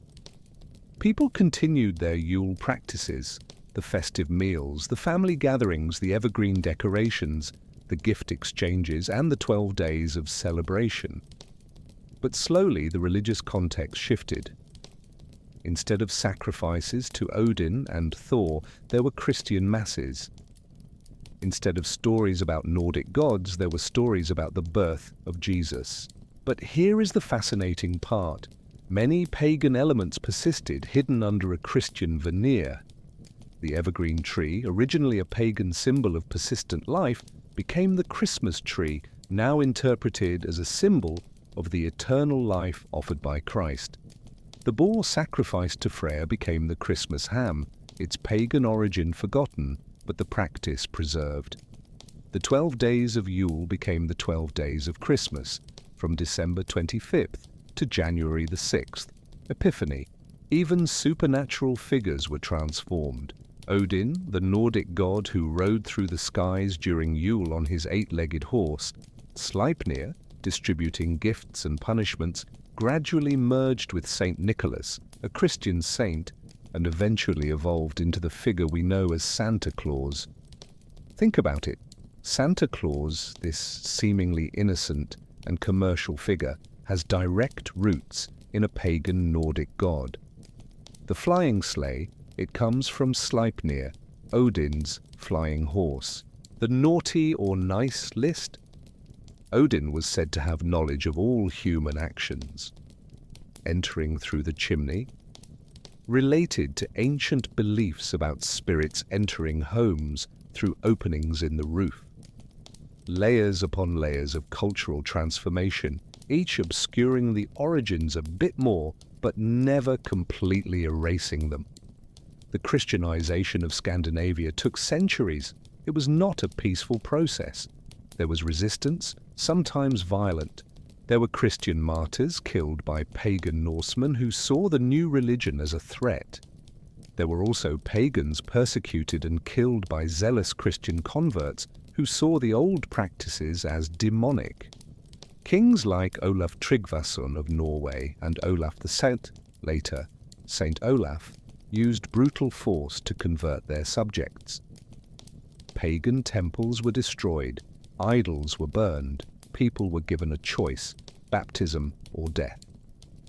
The sagas tell horrific stories of violence committed in the name of conversion, but even this violence could not completely erase the old practices.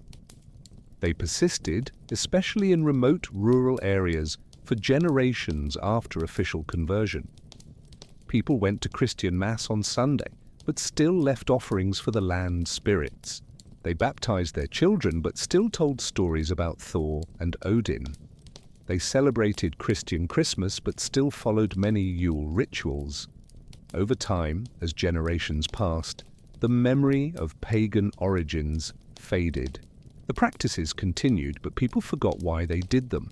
They became just traditions, things you did because your parents did them, because it had always been done that way, without necessarily understanding the original meaning. This process of forgetting is fascinating and a bit sad. Layers of meaning were lost. Connections to nature, to seasonal cycles, to a worldview where the sacred permeated everyday life. All of this gradually dissipated, replaced by a more institutional, textual religion, more separated from daily life. But something was also gained. Christianity brought literacy, formal education, and connections to a broader European culture. It brought new forms of art, architecture, and music. It brought an ethic that emphasized compassion, charity, and the value of each individual soul, concepts that, while not completely absent from Nordic culture, received new emphasis and theological elaboration. And, crucially, Christianity provided a structure that allowed these winter celebration traditions to spread far beyond Scandinavia. As Christianity became the dominant religion of Europe and then spread across the world through colonization and missions, it took with it these winter celebration practices that had absorbed Nordic culture. This is why people in places as diverse as Brazil, the Philippines, South Africa, and Australia, places where it never snows, where December is summer, and where pine trees do not grow naturally, still decorate Christmas trees, exchange gifts, and sing about a winter wonderland they will never experience. They are participating in traditions that originated in completely different climatic and cultural circumstances, but were universalized through Christianity. These cultural transformations through the centuries are fascinating, aren't they? If you're enjoying this journey through time, consider subscribing to the channel so you don't miss our next stories. And tell us, where are you watching from? Is it winter or summer there right now? We'd love to know how these winter traditions are experienced in different parts of the world. The next great transformation came with the Protestant Reformation in the 16th century. Martin Luther and other reformers criticized many aspects of medieval Catholicism, including what they saw as excesses and superstitions in Christmas celebrations. Some Protestant groups, particularly Puritans, went so far as to try to ban Christmas celebrations entirely, seeing them as pagan and unbiblical. In 17th century England, under Puritan rule, Christmas was effectively outlawed. Shops were forced to stay open on December 25th. Celebrations were suppressed. This caused significant popular resentment. People loved their Christmas traditions and did not appreciate them being taken away. When the monarchy was restored, Christmas returned, but something had changed. Celebrations became more secular, less centered on religious rituals and more on social gatherings, parties, and fun. This trend of secularization would continue and accelerate in the following centuries. The 19th century saw a massive reinvention of Christmas traditions, particularly in Victorian England and America. Authors like Charles Dickens, with his A Christmas Carol, helped shape a new vision of Christmas as a time of generosity, family, and kindness toward the less fortunate. Queen Victoria and Prince Albert popularized the Christmas tree, a tradition Albert brought from his native Germany, in England, from where it spread to the rest of the English-speaking world. In the United States, immigrants from different European countries brought their own Christmas traditions, which blended and merged into something distinctly American. The figure of Santa Claus was standardized. His red suit, his jolly appearance, his residence at the North Pole, and his workshop of elves. All of this was a creation of the 19th and 20th centuries, layers of fantasy added over the older layers of myth and tradition. And then came commercialization. As consumer capitalism developed in the 19th and 20th centuries, merchants saw opportunity in Christmas traditions. Gift-giving, which had been a relatively modest practice, was transformed into a shopping frenzy. Department stores created elaborate displays, advertising associated Christmas with consumption. The Christmas shopping season became crucial to the retail economy. This commercialization is often lamented as a corruption of the true meaning of Christmas. And there is truth in that. The pressure to buy, spend, and consume often obscures deeper meanings. But it's interesting to note that this tension between spiritual community ideals and material economic realities is not new. Remember how the Norse also struggled with pressures to demonstrate wealth and generosity during Yule, sometimes going into debt in the process? The form has changed, but the fundamental tension remains. In the 20th century, particularly after World War II, Christmas traditions became truly global. Through media, movies, television, music, American and European Christmas images and practices spread across the world. Countries without significant Christian traditions adopted secular versions of Christmas celebrations, often focused on commercial and entertainment aspects. In Japan, for example, where Christians are a small minority, Christmas became popular as a secular holiday focused on romance, gifts, and, interestingly, eating fried chicken from a specific fast food chain. The result of a successful marketing campaign in the 1970s in China, where the government officially promotes atheism, Christmas celebrations still take place, particularly in urban areas, focused on shopping and entertainment. Christmas trees appear in shopping malls. Santa Claus is used in advertising, but it is disconnected from any religious context or even many of the family traditions that characterize Christmas in the West. These global adaptations raise interesting questions. When practices are separated from their original contexts, religious, cultural, climatic, what remains? Are they still the same traditions, or have they become something completely new? There are no simple answers. Traditions have always been in flux, always adapting to new contexts. 12th century Christian Norsemen celebrating Christmas were not doing exactly what their pagan ancestors did during Yule. 19th century Victorians were not doing exactly what Christian Norsemen did. And we in the 21st century are not doing exactly what the Victorians did. But there are continuities, threads that run through all these transformations. The impulse to mark winter, or the end of the year, for those in the Southern Hemisphere, with celebration. The desire to gather with family and community. The practice of exchanging gifts. Decorating with evergreens and lights. Preparing special foods. The feeling that this is a time out of ordinary time, when different rules apply, and when we should try to be better versions of ourselves. These threads connect a Japanese child receiving Christmas gifts in Tokyo, to a Brazilian child doing the same in Rio, to an American child in California, to a Norwegian child in Oslo, and through them, across centuries of transformation, back to that Nordic child in a medieval longhouse receiving a small wooden toy during Yule. The forms have changed dramatically, the meanings have changed, the contexts have changed, but something fundamental persists. Something about the human need for ritual, for celebration, for marking time as sacred, for creating moments of joy and connection amidst the difficulties of life. There are also genuine losses we must recognize. The intimate connection with natural cycles that the Norse had, the visceral awareness that their survival depended on the seasons, that the return of light was not guaranteed but had to be hoped for and celebrated, this has been lost for most of us. We live in climate-controlled environments with food available year-round and with artificial light that denies the darkness. The winter solstice does not mean to us what it meant to them. The depth of community has also changed. The Norse celebrated with people they lived and worked with intimately, people they literally depended on for survival. Many of us today celebrate with family we rarely see, or even with people we barely know. The connections are weaker, more optional, less essential. And the sacred dimension, the sense that these rituals connected you to forces larger than yourself, to gods or ancestors or the cosmos, that too has dimmed for many. Even for those who are religiously Christian, Christmas often feels more about family traditions and consumption than about deep religious mystery.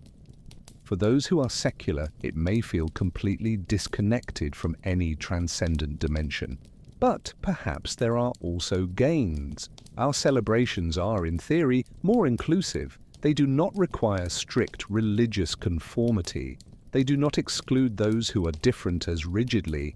There is more room for individuality, for creating your own traditions, and for choosing what it means to you. And the globalization of these traditions, however commercialized, has created something remarkable.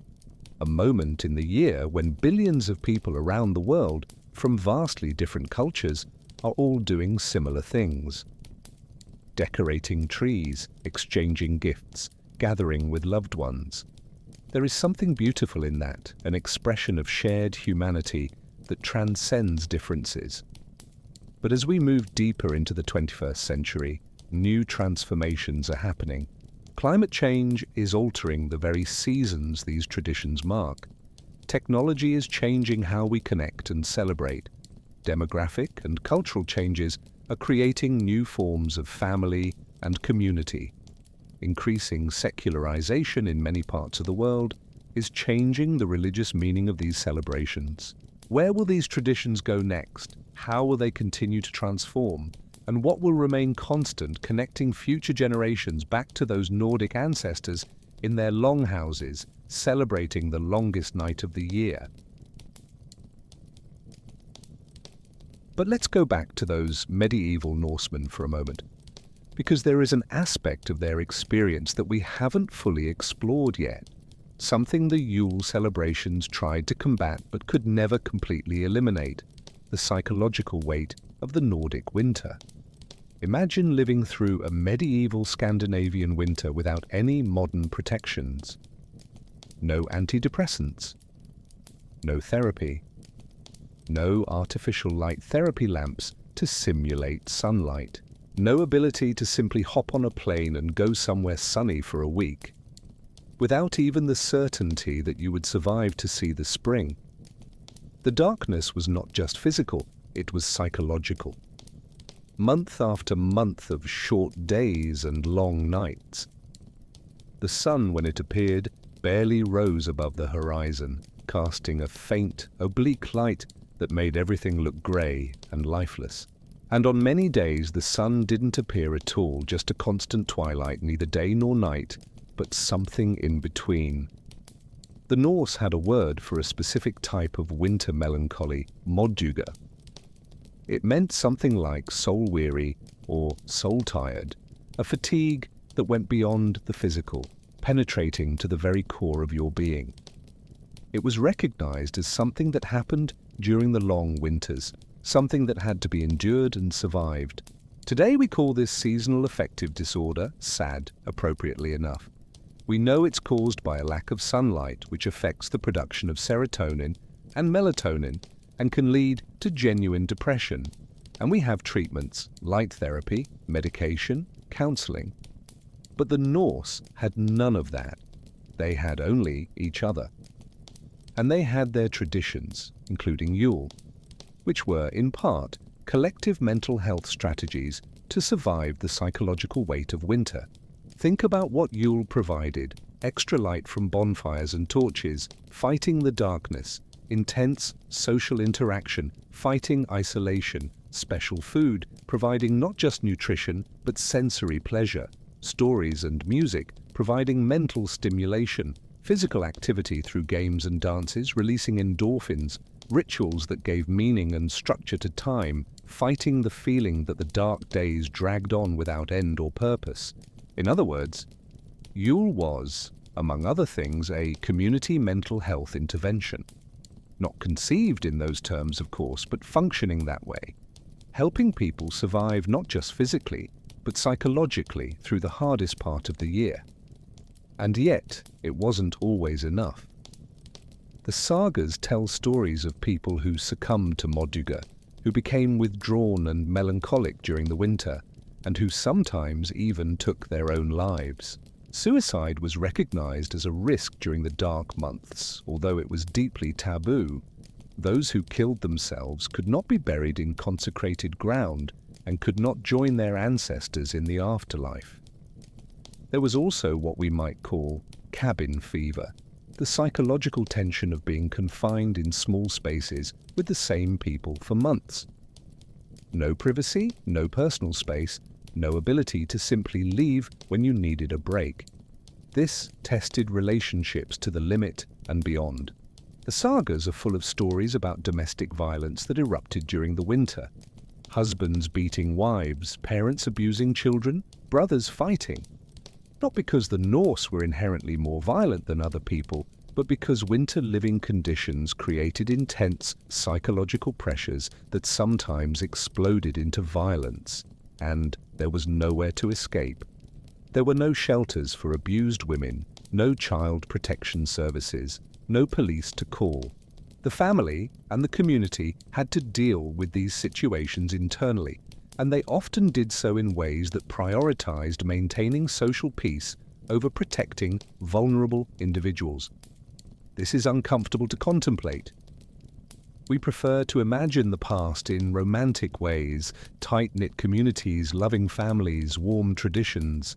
And those elements existed, but so did suffering, abuse, and injustice. People trapped in terrible situations with no recourse or escape. Today, we have more resources to deal with these situations. Not enough, not perfectly, but more than the Norse had. And yet modern data shows that domestic violence often increases during holidays and winter periods when families are confined together for extended periods. The mechanisms have changed, but some of the fundamental patterns of human stress remain. There was also the constant fear of famine. No matter how carefully you planned, how diligently you worked during the summer and autumn, there was always the possibility that something would go wrong. A particularly long winter, a disease that swept through the community, a fire that destroyed stored food, rats or mold that ruined grain, animals dying of disease. When this happened, when food supplies began to run out before spring arrived, the decisions became terrible. Who ate and who went hungry? Often it was the most vulnerable, the very young, the very old, the sick, the disabled, who received less, sacrificed so that others might survive. The sagas occasionally mention the practice of etestupa, where elderly people who became too much of a burden for their families were taken to a cliff and pushed to their deaths. Historians debate whether this actually happened or was just Christian propaganda to make the pagan Norse look like barbarians. The truth likely lies somewhere in the middle. Perhaps it wasn't a common or ritualized practice, but in times of desperate hunger, desperate decisions were made. Think about the moral weight of that. Imagine being an adult son having to decide whether to feed your elderly mother or your own small children, knowing there isn't enough food for both. Imagine being that elderly mother, knowing your continued existence threatens the survival of your grandchildren. Imagine being a community having to decide who lives and who dies. These are not comfortable, hypothetical situations. They were realities that people faced. And they left deep psychological scars, not just on individuals, but on entire communities. Collective trauma that was passed down through generations in stories, in nightmares, and in anxieties that persisted even in times of relative abundance. Today, in most of the developed world, we don't face hunger in that way. We have food distribution systems, social safety nets, and the ability to transport food from areas of abundance to areas of scarcity. Hunger still exists, but it is usually the result of poverty, inequality, or conflict, not a simple lack of food available anywhere, but the ancestral memory of hunger, the anxiety about having enough food, that persists in subtle ways. Why do so many people have cupboards and freezers full of food, far more than they could eat before it spoils? Why do we waste so much food but still feel anxious about not having enough? Why do celebrations still revolve so heavily around an abundance of food? Perhaps because somewhere deep in our collective psyche, we carry the memory of times when having enough food was not guaranteed, when hunger was a real and terrifying possibility. There were also diseases. Winter brought its own set of health threats. Respiratory infections spread easily in crowded, poorly ventilated longhouses. Wounds that might heal in other seasons became infected. Malnutrition, as winter progressed and food quality declined, weakened immune systems, and there were no antibiotics, no hospitals, no modern surgery. There was only traditional knowledge of herbs and remedies, healing skills that were valuable but limited. An infection that today would be easily treated with antibiotics could be a death sentence. The women who possessed healing knowledge, often called vulvas or seidkonas, were crucial figures in Nordic communities. They knew which herbs could reduce fever, which could relieve pain, and which could help with infections. They knew how to set broken bones, how to assist in difficult births, and how to care for the sick. But their knowledge had limits. Many illnesses and injuries were beyond their ability to heal. And so they did what they could. They provided comfort, relieved symptoms, and stayed with the dying so they wouldn't die alone. And they often performed rituals invoking gods and spirits, not because they necessarily believed magic would heal where herbs failed, but because doing something, anything, was better than the helplessness of doing nothing. Death was a constant presence in medieval Nordic life, especially during the winter. Infant mortality rates were high. Perhaps a third or more of children died before reaching adulthood. Women often died in childbirth. Men died in accidents, in conflicts, and from disease. Few lived to what we would consider old age today. This deeply shaped the Nordic worldview. Life was seen as inherently precarious, something to be lived fully because it could end at any moment. Courage in the face of death was the highest value. Dying well with bravery, with honor, with your name and deeds ensuring you would be remembered, that was what mattered. The concept of Valhalla, Odin's hall where warriors killed in battle, feasted eternally, reflected this view. Death was not the end, but a transition to another form of existence. And if you died well, if you died with courage, you would continue in a place of honor and celebration. But what about those who didn't die in battle? Most people, women, children, the elderly, those who died of disease or accident, went to hell, the realm of the dead ruled by the goddess of the same name. Hell was not exactly the Christian hell. It wasn't a place of eternal punishment, but it wasn't particularly attractive either. It was described as cold, dark, and gloomy. A diminished existence, a pale version of life. This vision of death that most people were destined for a cold and gloomy eternity must have been psychologically heavy, especially during the winter when the world around was already cold, dark, and gloomy, and when death seemed especially near. Yule, then, was also an affirmation against this darkness, a declaration that even in the face of inevitable death, even knowing that most of us are destined for hell and not Valhalla, it is still worth celebrating life. It is still worth creating moments of joy, light, warmth, and connection. It is still worth going on.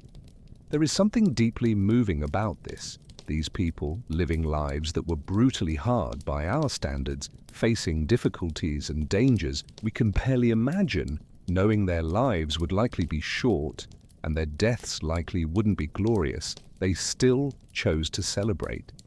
They still chose to create beauty, joy, and meaning. Not because they were naive about the harshness of life. They understood it intimately, viscerally, but because they understood that the alternative, giving up, succumbing to despair, simply surviving without really living, was unacceptable. This is a lesson we may have lost a bit in our modern era. We live longer, more comfortable, safer lives than our ancestors could imagine. And yet rates of depression, anxiety, and suicide are high and rising in many developed societies. Despite all our material wealth and technological advances, many of us struggle to find meaning, purpose, and joy, perhaps because we lost something the Norse understood, that meaning doesn't come from comfort or security, it comes from facing difficulties together. It comes from creating moments of light in the midst of darkness. It comes from choosing to celebrate life, even when, especially when, life is hard. This doesn't mean we should romanticize suffering or wish to return to medieval living conditions. The Norse would have traded their lives for ours in an instant if they could. They didn't choose hardship. It was imposed on them by circumstances, but perhaps we can learn something from how they responded to those difficulties. Not with despair or cynicism, but with resilience. Not with isolation, but with community. Not with a denial of life's harshness, but with an affirmation that despite that harshness, life is still worth living, celebrating, and honoring. As the Nordic winter progressed after Yule, as the days slowly began to grow but the cold and darkness still dominated, people carried with them the memories of the celebration, memories of warmth, light, laughter, and connection. These memories were like embers that could be blown back into flame when the cold threatened to freeze not just the body, but the spirit. And eventually, inevitably, spring would arrive. The ice would begin to melt, the first green shoots would appear, the birds would return, the sun would rise higher in the sky and stay longer. Life would return to the world. And those who survived the winter, and not everyone did, would emerge from their long houses, blinking in the bright light, thin and pale, but alive. And they would begin again the work of living, of planting, of building, of creating. Knowing that another winter would come, but also knowing they had survived this one, and that they could survive the next. But how exactly did they make that transition? How did one move from a winter way of life to a spring way of life? And what rituals and practices mark this crucial transition? The transition from winter to spring did not happen all at once. It wasn't like flipping a switch where one day was winter and the next was spring. It was a gradual, hesitant process full of false starts and retreats. Warmer days followed by late blizzards, ice melting only to freeze again. Nature awakening slowly, reluctantly, from its winter slumber. For the medieval Norse, this transition was a period of hope mixed with anxiety. Hope because the worst had passed, because life was returning to the world. Anxiety because this was often the hardest part of winter, when food supplies were at their lowest, when bodies weakened by months of inadequate nutrition were most vulnerable to disease, and when the psychological exhaustion of the long winter reached its peak.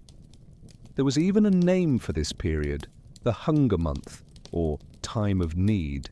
It usually corresponded to March and early April, when the food stored from the previous autumn was nearly exhausted, but the new harvest was still months away. The animals were thin after the winter, producing less milk and meat. Hunting was difficult. The animals were also hungry and exhausted. Fish had not yet returned in large numbers to the rivers and coasts. This was the moment when families who had managed their resources poorly during the winter, perhaps by being too generous during Yule, or perhaps having bad luck with illness or accidents, faced real starvation. And it was the moment when community solidarity was most tested. Would families with remaining resources share with those who had none? Or would they protect what they had, fearing they too might run out before spring brought relief? The sagas tell stories of both types of behavior, stories of extraordinary generosity where families shared their last reserves with starving neighbors, trusting that the gods or fate would reward them, and stories of selfishness where families refused to help, hoarding their resources, sometimes even hiding food while neighbors starved to death. These moments revealed character. They showed who you truly were when the stakes were highest, and they were remembered. A family that shared generously during difficult times earned honor and respect that lasted for generations. A family that refused to help when they could carried a shame that also lasted for generations. It's not so different from how crises reveal character today, is it? During the recent pandemic, we saw both types of behavior, people who risked their own health to help others, and people who hoarded resources, who refused to make small sacrifices for the common good. Moments of crisis reveal who we are individually and collectively, and they are remembered. As the days grew longer and the sun rose higher, certain tasks became possible again. The first and most crucial was checking the fields. Under the melting snow, how was the earth? Had the winter been kind or harsh? Was there damage from ice or flooding? Was the land ready to be worked? The men went out to the fields, walking through the mud and slush, assessing the conditions. They checked the fences. Many would have been damaged by the weight of the snow or by desperate animals looking for food. They inspected farming tools that had been stored in the autumn, checking what needed repair. The women also had their transition tasks. They began to clean the longhouses thoroughly, a process much more intense than the cleaning done before Yule. Months of smoke, of people and sometimes animals living in confined spaces, of food splatters and accumulated dirt. All of this had to be removed.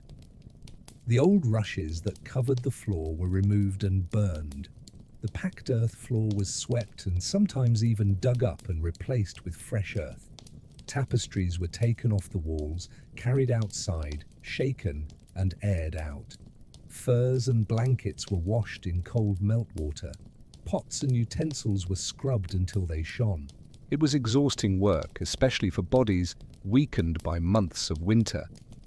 But it was also psychologically important. It was a way of clearing away not just physical dirt, but also the stagnant energy of winter, of creating space for the new, for spring, for new beginnings. Have you ever experienced something similar? That feeling of wanting to do a deep spring cleaning, of wanting to open windows and let fresh air in, of wanting to get rid of old things and create space for the new? This comes from deeply rooted impulses, from patterns established by ancestors who truly needed to do this transition cleaning to keep their living spaces healthy and habitable. There were also rituals that marked the transition. One of the most important was the first day it was possible to plough. This varied depending on the location and the conditions of the specific year, but it usually fell sometime in April. This day was marked with ceremony. The head of the farm or village would perform a blessing ritual over the plough and the oxen or horses that would pull it. Offerings were made to the land spirits, asking for their cooperation and generosity. The first furrow ploughed was considered especially significant. It had to be straight and true, a good omen for the coming harvest. The entire community often gathered to watch this first ploughing. It was a moment of collective hope, of the official transition from winter to spring, from death to life. Children ran alongside the newly ploughed fields, their voices and laughter breaking the silence that had dominated during the winter months. And then the real work began. Ploughing, planting, repairing, building, work from sunup to sundown, taking advantage of every hour of daylight that was now rapidly growing. Bodies that had been relatively inactive during the winter ached with the renewed effort. Hands blistered, backs hurt. But there was also a sense of relief, almost of joy, in being active again, in working with purpose, in creating instead of just surviving. The animals also responded to the spring. Cows, sheep, and goats that had spent the winter in shelters or at the end of the longhouses were led outside to graze. They stumbled initially, weak and disoriented after months of confinement. But gradually, as they found fresh new green grass to eat, as the sun warmed their bodies, they revived. And crucially, they began to produce milk again in significant quantities. This was a lifesaver for families whose food supplies were dangerously low. Fresh milk, cheese, butter, these dairy products provided essential nutrition during the transition period before other food sources became abundant. The return of fish to the rivers was another crucial event. Salmon, herring, and other fish migrated in large numbers during the spring. Entire communities mobilized for fishing using nets, traps, and spears. It was intense work, but abundant when successful. Fish were eaten fresh, a luxury after months of eating only preserved foods, and were also salted, smoked, or dried for storage. There was an almost frenetic quality to this spring work. So much needed to be done, and time was limited. You had to plough and plant within a specific window or risk a poor harvest. You had to catch and preserve fish while they were available. You had to repair buildings and tools before they were needed for other tasks. And all of this had to be done by people who were physically depleted after the winter, who were often malnourished, and who were emotionally exhausted.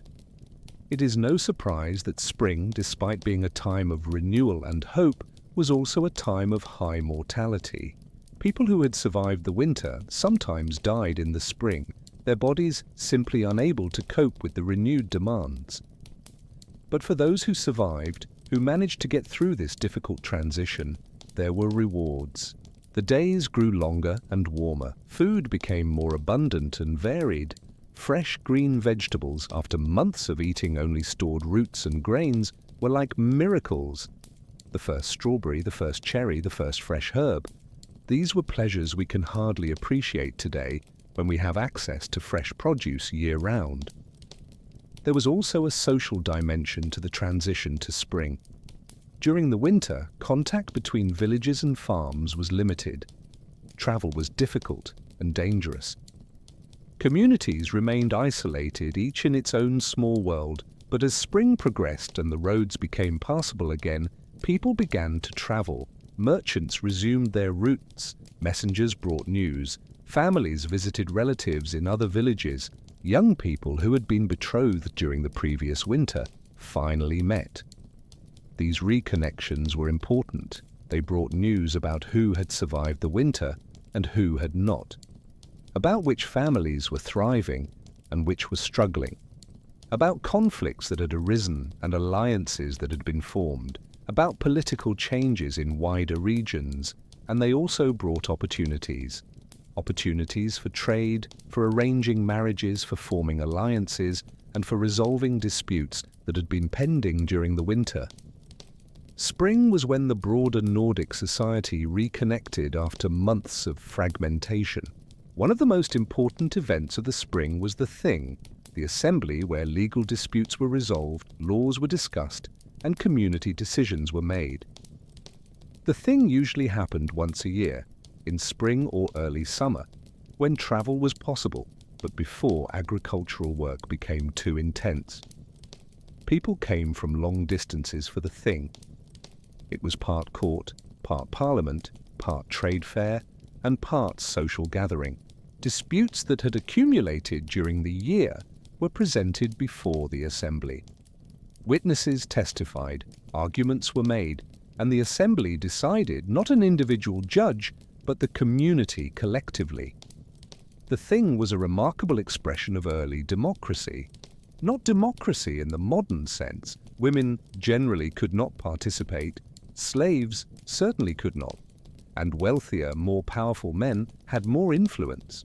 But still it was a system where important decisions were made collectively, where even ordinary men had a voice, and where the law was seen as something created and maintained by the community, not imposed from above by an absolute ruler.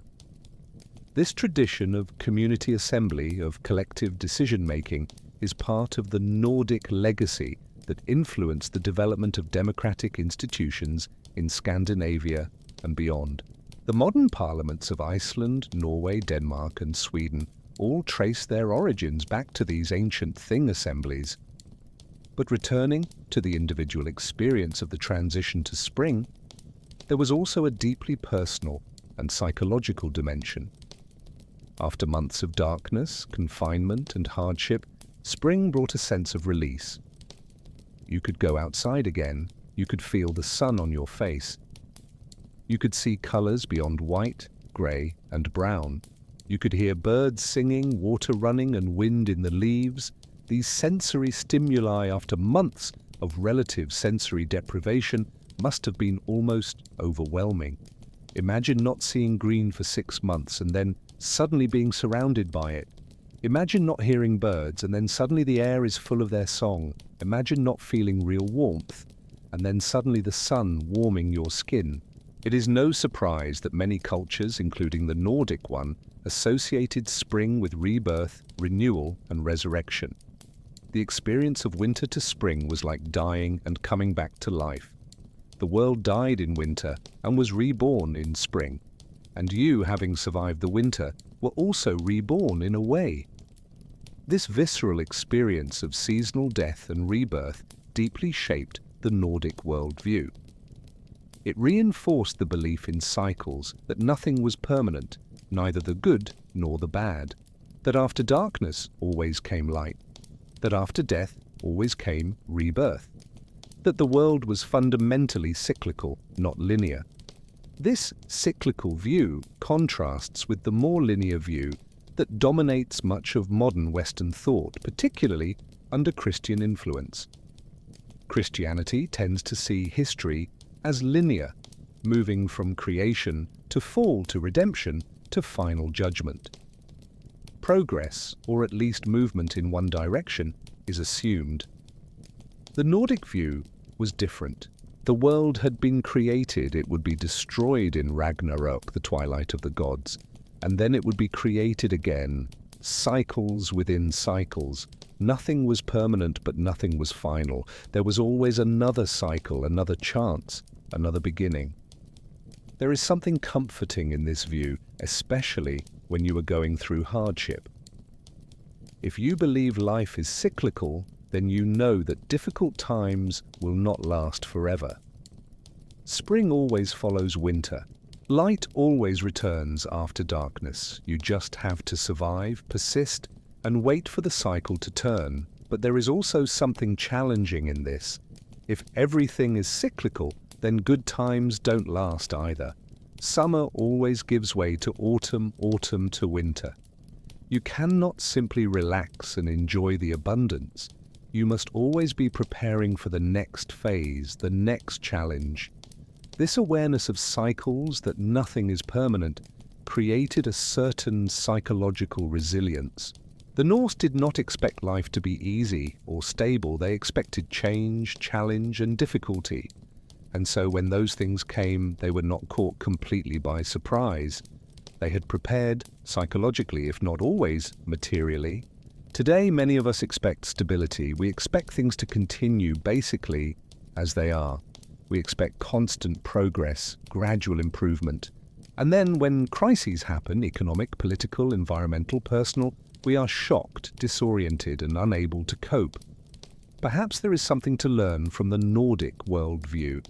Not that we should become pessimists or fatalists, but perhaps we should be more realistic about the cyclical nature of life, about the inevitability of change and challenge. Perhaps we should spend less energy trying to create permanent stability and more energy developing resilience, the ability to bend without breaking, to survive storms, and to adapt to new circumstances.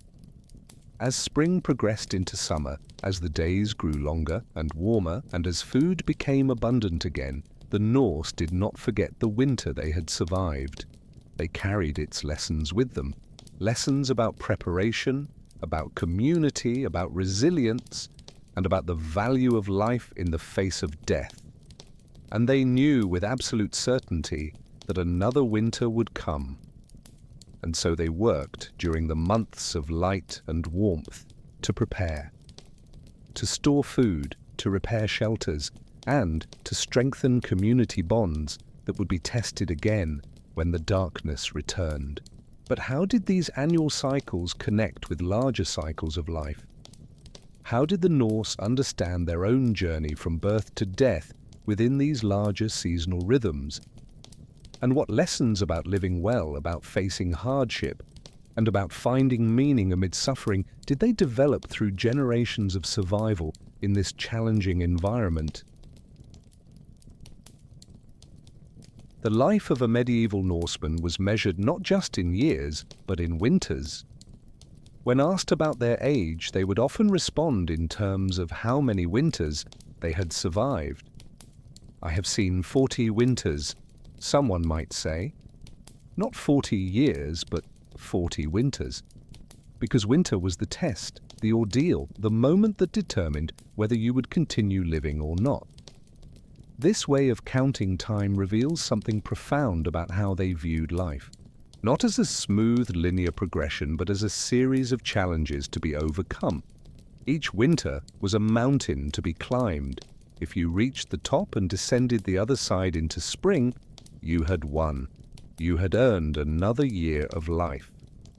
A child born in the spring or summer had better chances of survival than one born in the autumn or winter. Babies born in late autumn faced their first months during the hardest part of the year, when food was scarce, when diseases were more prevalent, and when the cold was brutal. Many did not survive their first winter. For this reason, there was a certain caution in becoming too attached to newborn babies, not because Nordic parents didn't love their children, they loved them deeply, but because the pain of losing a child was so common, so expected, that some emotional distancing was a psychological survival strategy. Babies often did not receive names immediately after birth. There was a naming ceremony that took place a few days or even weeks later, after it became clear that the baby was healthy and likely to survive. Until then, the baby was simply the child, or the little one. Giving a name was an act of recognition, of acceptance into the community, of emotional investment. This may seem cold to modern sensibilities, but it was a pragmatic response to a brutal reality. When infant mortality is so common, when you can expect to lose several children before they reach adulthood, you develop coping mechanisms, not because you don't care, but because caring fully for every loss would destroy you. Today, in most of the developed world, infant death is rare. When it happens, it is a devastating tragedy, something unexpected and shocking, and parents who go through it often struggle for years, even for a lifetime, with the pain. We don't have the cultural coping mechanisms that the Norse developed because, fortunately, we don't need them in the same way. But there is a cost to our expectation that every child will survive, thrive, and live a long, healthy life. When that expectation is not met, when things go wrong, we are completely unprepared. We lack the cultural structures, rituals, or narratives to help us process and survive such losses. For those children who survived infancy, life became a gradual education in survival. From a very young age, children were taught practical skills. Boys learned to care for animals, to use tools, to hunt and fish, and to fight. Girls learned to spin and weave, to cook and preserve food, to care for children and the sick, and to manage a household. These were not optional activities or hobbies. They were essential survival skills. A girl who did not know how to weave could not produce clothes for her family. A boy who did not know how to hunt could not provide food. Failing to learn these skills was not just embarrassing, it was potentially fatal. Education was practical, not theoretical. You learned by doing, by observing adults and then trying it yourself, making mistakes, and being corrected. There were no formal schools for most people, no textbooks, no standardized tests. There was only the relentless reality that you needed to know how to do things, or you and your family would suffer, but there was also education in values, in how to be a person of honor. This came primarily through stories. Remember how we mentioned the skalds, the poets and storytellers? They were the moral educators of Nordic society. The sagas they recited were not just entertainment. They were lessons on how to live. They showed heroes facing difficult moral dilemmas. They showed the consequences of different choices. They illustrated values like courage, loyalty, honor, generosity, and wisdom. A Nordic child grew up hearing these stories repeatedly. They learned that courage did not mean the absence of fear, but acting correctly despite fear.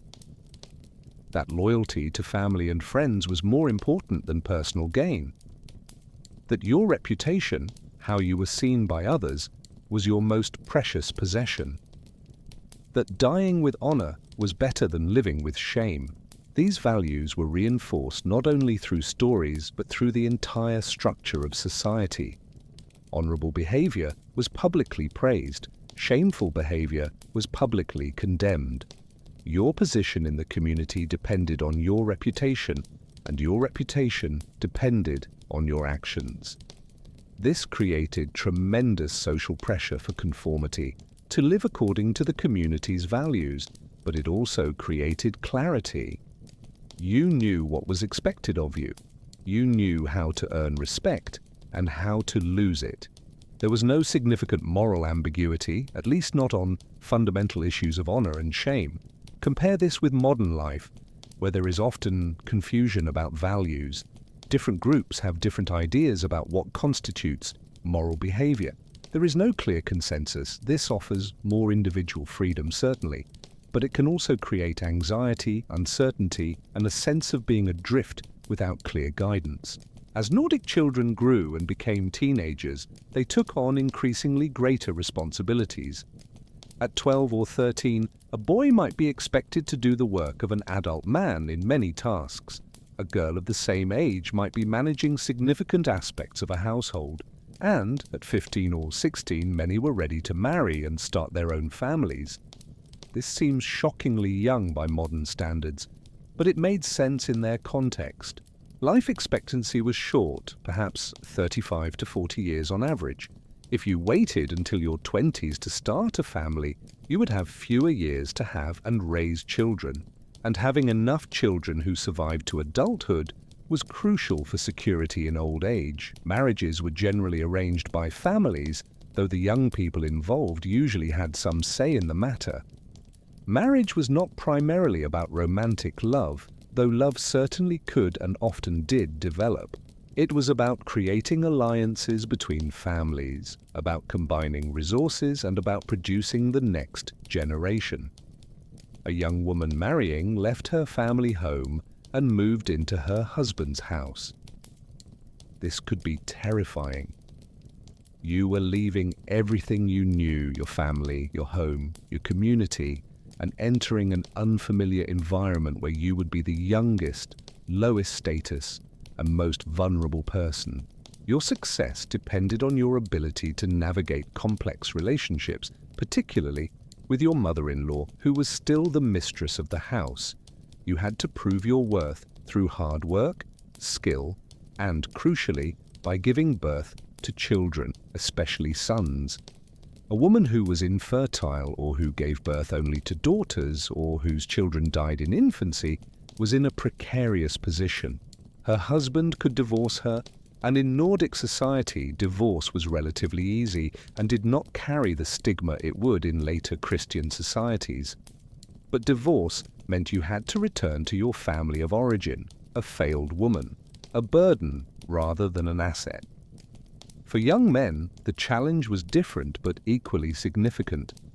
You had to prove your worth as a warrior, a worker, and a provider. You had to earn enough respect so that a good family would be willing to give their daughter to you in marriage. You had to accumulate enough resources to establish your own household.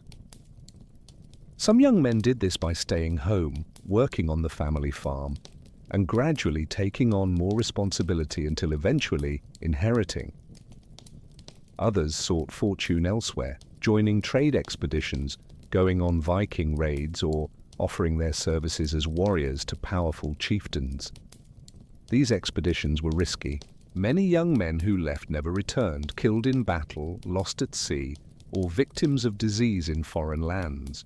But for those who survived and succeeded, the gains could be substantial: wealth, reputation, and stories to tell that would raise their status for the rest of their lives. If you are discovering fascinating perspectives on how our ancestors lived and what we can learn from them, consider subscribing to the channel for more stories that connect the past and present. And tell us in the comments, where are you watching from? We'd love to know where our community is around the world. Full adulthood, for those lucky enough to reach it, brought both power and responsibility. You are now a full member of the community with a voice in decisions, obligations to others, and a reputation to maintain and potentially improve. These were often the most productive years. You were in your physical prime, experienced but still strong, capable of hard work, of fighting if necessary, and of making wise decisions. If you managed well, if you were lucky, you could accumulate wealth, earn respect, and raise your family's status. But there was also constant anxiety. Illness or injury could end everything instantly. A bad harvest, a storm that destroyed your home, a dispute that went wrong. Any of these could push you from prosperity to poverty, from respect to shame. And there was the constant awareness that you were aging, that your physical strength was gradually diminishing, and that you were moving toward a phase of life where you would be increasingly dependent on others. Old age in Nordic society was a mixed blessing. On one hand, those who lived to old age, say 50 years or more, were relatively rare and therefore valued for their experience and wisdom. Elders served as advisors, mediators in disputes, and keepers of traditional knowledge. On the other hand, as you became physically unable to contribute work, you became a burden. In times of abundance, this was not a problem. Families cared for their elderly with respect and affection. But in times of scarcity, when resources were limited, the presence of non-productive family members could be resented. This created a psychologically difficult situation for the elderly. You had worked hard all your life. You had raised children, contributed to the community, and survived countless challenges. And now, in your final years, you found yourself dependent on the goodwill of others, potentially seen as a burden rather than an asset. Some elders dealt with this by staying useful in other ways. They told stories, taught skills to children, offered advice, and cared for grandchildren. They found ways to contribute that did not require physical strength. Others, feeling useless or not wanting to be burdens, might choose to end their own lives. This was not encouraged, but it was also not completely taboo in the way it would become under Christianity. If an elder decided they had lived long enough that they didn't want to face another winter, and that they preferred to die with dignity while they still had some control, this was generally respected. There is something deeply sad about this, but also something that resonates with modern debates about death with dignity, euthanasia, and the right to choose when and how you die. The Norse faced these questions more directly than many modern societies, without the layers of religious and legal taboo that often obscure the discussion today. Death, when it finally arrived, whether in old age, in battle, or by disease or accident, was marked with rituals that reflected the Nordic worldview. The body was prepared, washed, and dressed in fine clothes. Personal possessions, weapons for men, household tools for women, were placed with the body. Wealthy people might be buried in ships, symbolizing their journey to the afterlife. Others were buried in simple graves or cremated. But in all cases, there was a recognition that the person was making a transition, leaving this world and entering another. And then came the funeral feast, a celebration of the person's life, where stories were told about their deeds, their memory was honored, and the community gathered to support the grieving family. These feasts could last for days, with plenty of food and drink, and with tears and laughter mixed together. The goal was not to deny the pain of loss, but to contextualize it. Yes, this person had died, but they had lived. They had done things worthy of being remembered. They had contributed to the community. And as long as they were remembered, as long as their stories were told, they were not truly dead. This emphasis on memory, on the reputation that survives physical death, was central to the Nordic view of immortality. You couldn't live forever, everyone died eventually, but you could live in such a way that you would be remembered. And being remembered, having your stories told by future generations, was a form of immortality. This motivated behavior. If you knew you would be judged not only by your contemporaries but by future generations, you strove to live in a way worthy of being remembered. You sought to do things worth telling stories about. You tried to build a reputation that would outlive you. There is something beautiful in this vision, but also something demanding. Not everyone could be a hero. Not everyone could perform extraordinary deeds, worthy of being immortalized in sagas. Most people lived ordinary lives, worked hard, raised families, and then died and were forgotten within a few generations. But perhaps the point was not for everyone to become famous. Perhaps it was for everyone to strive to live with honor, to contribute to their community, and to be someone their children and grandchildren would be proud to remember. Even if your name was eventually forgotten, even if your specific stories were lost, you would have lived well. And that was what mattered. So, what can we learn from these medieval Nordic lives, from these people who faced challenges we can barely imagine, who developed values and practices shaped by brutal necessity, and who created traditions that still echo in our own lives today? Perhaps the most important lesson is about resilience. The Norse did not expect life to be easy. They did not expect to be happy all the time. They did not expect things to be fair or that effort would always be rewarded. They expected hardship, challenge, and loss. And so, when those things came, they were prepared. Not perfectly, not without pain, but prepared. They understood that surviving was not about avoiding difficulties, but about growing through them. It was about building strength, physical, mental, emotional, and communal, that would allow you to endure whatever came. It was about creating structures, rituals, traditions, and relationships that would provide support during difficult times, and they understood that you didn't do this alone. Survival was a collective project. You needed your family, your community, and your traditions. You needed people who would be there for you when you needed them, and for whom you would be there when they needed you. Interdependence was not weakness, it was the only way to survive. These lessons seem increasingly relevant today as we face our own challenges: climate change, economic instability, political polarization, pandemics, and the anxiety and isolation that seem endemic to modern life. We do not face medieval Nordic winters, but we face our own forms of darkness, our own tests of resilience, and perhaps looking back at these ancestors, at how they faced their challenges, we can find inspiration and guidance for facing our own. Not by copying their specific practices, we live in very different worlds, but by learning from their fundamental principles, from their resilience, from their understanding that life is hard but still worth living, that community is essential, and that creating moments of light and joy in the midst of darkness is not frivolous but fundamental. But how exactly do we translate these ancient lessons into modern action?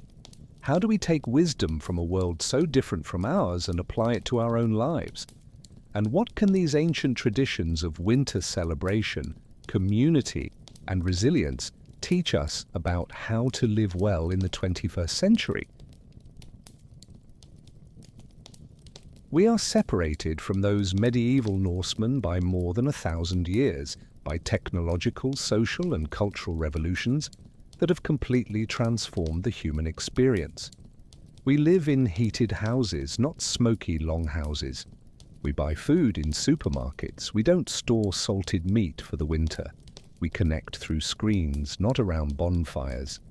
Our lives are so different from theirs that it might seem absurd to suggest we have anything to learn from them. And yet, beneath all these superficial differences, we remain fundamentally human. We still experience fear and hope, joy and sadness, connection and isolation. We still face challenges, we still seek meaning, and we still need community. And we still mark time with rituals and celebrations that, though transformed, carry echoes of those ancient practices. So how do we build bridges between these worlds? How do we take wisdom from such a different context and apply it to our own? Let's start with the concept of preparation. The Norse spent months preparing for winter because their survival depended on it. They couldn't simply turn up the heat or order food delivery when they got cold or hungry. They had to anticipate needs and plan accordingly. Most of us today don't face seasonal survival threats in the same way, but we still face predictable challenges that we could prepare for better. We know there will be economic crises, but how many of us maintain adequate emergency funds? We know the climate is changing in ways that will create challenges, but how many of us are truly preparing? We know we will age and potentially need care, but how many of us plan properly? The Nordic lesson is not about obsessively hoarding or living in constant fear. It's about recognizing realities, anticipating challenges, and taking practical steps to be prepared. It's about balancing enjoying the present with securing the future, exactly the tension they navigated when deciding how much of their resources to spend on Yule. Then there is the question of community. The Norse had no choice but to depend on each other. Their survival was collective, not individual. This created tensions, certainly, but it also created deep bonds and a sense of belonging that many of us have lost. In modern life, especially in individualistic societies, there is a tremendous emphasis on self-reliance. We are encouraged to do it for ourselves, not to depend on others, to be independent. And there is value in that: autonomy, freedom, the ability to make your own choices. But taken to an extreme, this individualism creates isolation. How many people live in apartments or houses where they barely know their neighbors? How many people go through crises, illness, job loss, divorce, essentially alone, without a real support network? How many people feel deeply lonely even while living in crowded cities? The Nordic lesson is that humans are social animals. We need connection, not just casually, but deeply. We need people who know us, who care about us, who will be there when we need them, and for whom we will be there when they need us. Building and maintaining these connections requires effort, it requires vulnerability, and it sometimes requires putting the needs of the community above individual convenience. But it is essential for human well-being. This doesn't mean we need to go back to living in shared longhouses, but it means we could benefit from intentionally building community in ways that our modern society doesn't automatically facilitate. Getting to know neighbors, participating in local groups, creating traditions with friends and family, being willing to ask for help when we need it and to offer help when others do. Then there is the matter of ritual and celebration. The Norse understood that marking time with rituals was not frivolous. It was psychologically essential.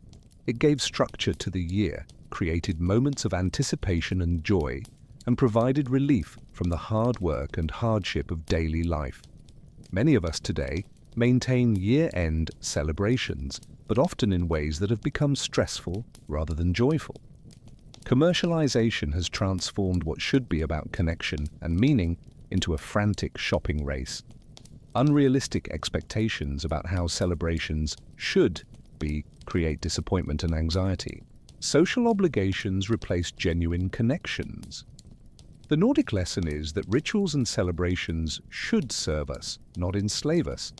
They should create meaning, connection, and joy, not stress, debt, and exhaustion. Perhaps we need to rethink how we celebrate. Focus less on expensive gifts and more on time together, less on elaborate decorations and more on simple but meaningful rituals, less on impressing others and more on genuinely connecting. And perhaps we need to create new rituals or adapt old ones that speak to our modern circumstances. The Norse celebrated the winter solstice because it marked a crucial turning point in their lives. What marks crucial turning points in our lives? Perhaps we should create rituals around those moments, not just following traditions because it's always been done that way, but intentionally creating practices that give meaning to our specific experiences. There is also the lesson about facing the darkness, both literal and metaphorical. The Norse couldn't avoid the darkness of winter, they had to go through it. But they developed strategies to make it bearable, creating light, gathering together, telling stories and celebrating even in the midst of difficulty. Today, many of us try to avoid the darkness entirely. We fill our lives with constant distractions. We use artificial light to deny the night. We use entertainment and technology to avoid ever having to sit with difficult thoughts or feelings. We medicate discomfort immediately instead of sometimes simply enduring it. I am not suggesting we should reject artificial light or appropriate medical treatment for mental health conditions, but perhaps there is value in sometimes sitting with the darkness, both literally and metaphorically, in allowing ourselves to experience night, silence, and solitude, in recognizing that some difficulty and discomfort are normal parts of human life, not problems to be immediately eliminated. The Norse understood that you cannot have spring without winter. That joy is sweeter when it contrasts with hardship. That light means more when you have experienced darkness. Trying to eliminate all difficulty and discomfort from our lives may paradoxically make it harder to experience deep joy and satisfaction. There is also the lesson about mortality. The Norse lived with a constant awareness of death. It was not hidden, denied, or taboo. It was a recognized part of life. And this awareness, instead of making them morbid, motivated them to live well, to do things worthy of being remembered, and to build reputations that would outlive them. Modern society often tries to deny death. We hide the dying in hospitals and nursing homes. We use euphemisms instead of saying died. We spend fortunes on anti-aging treatments trying to postpone the inevitable. And when death happens, we are often completely unprepared, unable to cope without cultural structures to process the loss. The Nordic lesson is not to be morbid or obsessive about death. It is to recognize it as part of life. It is to live in such a way that when death comes, you can look back with satisfaction, knowing you lived well, that you contributed, and that you mattered. It is about creating legacies, not necessarily grand and public ones, but personal and meaningful ones. It is about being someone worth remembering. And there is the lesson about resilience, perhaps the most important of all. The Norse developed resilience not because they were inherently stronger than us, but because their circumstances demanded it. They had no choice but to be resilient or perish. We, fortunately, do not face such extreme survival threats, but we still face challenges, and resilience is still essential. The question is, how do we develop resilience in a world that often protects us from hardship? The Nordic answer would be through practice. You don't become resilient by avoiding all difficulties.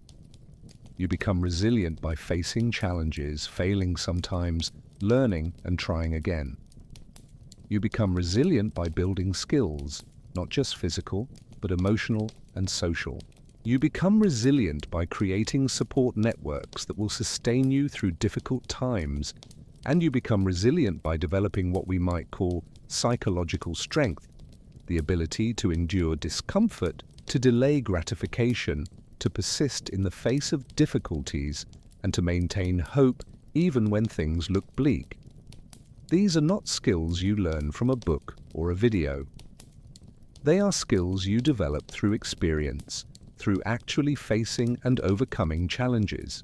And perhaps one of the most valuable things we can do for ourselves, and especially for our children, is to create opportunities to develop these skills rather than trying to eliminate all difficulty and discomfort. But there is also a lesson about balance. The Norse worked incredibly hard for most of the year, but they also made time for celebration, for rest, and for connection. They understood that you cannot work constantly without breaking, that humans need rhythm, an alternation between effort and recovery. Modern culture, especially in places like the United States, often glorifies constant work. Hustle culture celebrates working 16 hours a day, never taking time off, and always producing. Burnout is treated as a badge of honor rather than a warning sign. The Nordic lesson is that this is unsustainable. Yes, there are times for intense work, just as they worked intensely during the harvest or spring, but there must also be times for rest, for celebration, and for simply being instead of always doing. Not as an optional luxury, but as a fundamental necessity for human well-being. And finally, there is the lesson about meaning. The Norse lived in a world imbued with meaning. Everything, the seasons, the weather, the animals, the plants, even inanimate objects, had meaning, had stories, and was connected to a larger web of understanding. Life was not random or meaningless. It was part of larger patterns, of cycles, of a cosmic order. Many of us today live in a world that feels emptied of meaning. Science has explained the mechanisms of how things work, but it often doesn't provide answers for why it matters, what the point is, or how we should live. Traditional religion no longer resonates with many, and so we are left with a sense of emptiness, of lack of purpose, that nothing really matters. The Nordic lesson is not that we should adopt their specific beliefs about gods and fate. It is that humans need meaning. We need to feel that our lives matter, that we are part of something larger than ourselves, that there is purpose and pattern instead of just random chaos. How do we create this in a modern, secular world? There is no single answer, but perhaps it starts with recognizing the need, with stopping the pretense that we can live purely materialistic and rational lives without psychological consequences, and then intentionally creating or finding sources of meaning through relationships, through contributing to causes that matter, through connection with nature, through creativity, through anything that makes us feel part of something larger and more lasting than our individual lives. The medieval Norse did not have all the answers. Their lives were hard in ways we would not wish to replicate. Their society had injustices and cruelties that we rightly reject. But they developed wisdom about how to live well in difficult circumstances, about how to create community, and about how to find meaning and joy even in the midst of hardship. And this wisdom, adapted and translated for our modern context, still has value, not as a manual to be followed literally, but as inspiration, as reminders of fundamental human truths that our modern society sometimes forgets. As we move deeper into the 21st century, facing our own challenges, climate change, economic instability, social polarization, the psychological consequences of digital life, perhaps we can benefit from looking back at these ancestors who faced their own challenges with resilience, community, and a deep understanding that life is hard but still worth living fully. Their traditions of winter celebration, transformed through the centuries, still connect us to them. When we decorate trees, when we exchange gifts, when we gather with loved ones during the darkest time of the year, we are participating in practices that date back to those medieval longhouses, to those people who created light in the midst of darkness, who celebrated life in the face of death, and who found joy even when joy seemed impossible. And perhaps by understanding where these traditions came from, by recognizing the deep wisdom embedded in them, we can recover something of their original meaning, not by copying the past, but by honoring it, not by rejecting modernity, but by balancing it with ancient wisdom. Not by living as the Norse lived, but by learning from how they lived. Because in the end, beneath all the differences in technology and culture, we remain human. We still need light in the darkness. We still need community in the midst of isolation. We still need meaning in the midst of chaos. We still need celebration in the midst of difficulty. We still need hope in the midst of despair. And these needs, fundamental, universal, timeless, are what truly connect those medieval Norsemen to us across 1,000 years of change. We are their descendants, not just genetically, but culturally and spiritually. Their struggles are echoes of our struggles. Their solutions, adapted, can still inform ours. Their stories, transformed but recognizable, are still our stories. And when winter comes, literally or metaphorically, when the darkness seems overwhelming, when the challenges seem insurmountable, we can remember them. Remember that winters have been faced before, that darkness has been survived before, that spring has always returned, eventually, that humans are remarkably resilient when they need to be, that together we can endure what we could not endure alone, and we can do what they did, create light, gather, tell stories, celebrate, persist. and trust that as for them, spring will come again, maybe not tomorrow, maybe not next week, but eventually, because the cycles continue. Darkness gives way to light, winter gives way to spring, death gives way to life. It has always been so, it always will be. And while we wait for spring, while we go through the winter, we do what humans have always done. We live as well as we can, as bravely as we can, as connected as we can, creating moments of joy and meaning that will sustain not only ourselves, but those who come after us. Building legacies, not of fame or fortune necessarily, but of lives well lived, of love shared, of hardships faced with courage and grace. This is what the Norse taught us. This is what their traditions, surviving through centuries of transformation, still whisper to us. This is the wisdom we can carry with us from their medieval longhouses to our modern homes, from their winters to ours. And perhaps, just perhaps, that is enough. Not to solve all our problems, not to eliminate all difficulties, but to give us what we need to face them. To remind us of who we are, where we came from, and what humans are capable of when they face the impossible and choose to persist anyway. Because in the end, that is what we are. Survivors, persisters, creators of light in the midst of darkness, storytellers, community builders, celebrators of life even when life is hard, just like our Nordic ancestors, just like all the humans who came before us, just like all who will come after. The story continues. The cycles continue. And we, like those before us, do our part. We live our lives, we face our winters, we create our celebrations, we tell our stories, and we pass on to the next generation the wisdom we received and the lessons we learned. This is the legacy. This is the gift. This is the thread that connects past, present, and future. And as long as we honor it, as long as we remember, as long as we continue the traditions, transformed but recognizable, we will never truly be alone. We will carry with us the strength of all those who came before, who faced their own darknesses and survived, who created light and passed it on to us. And when our time comes, when it is our turn to pass it on, we will have done our part.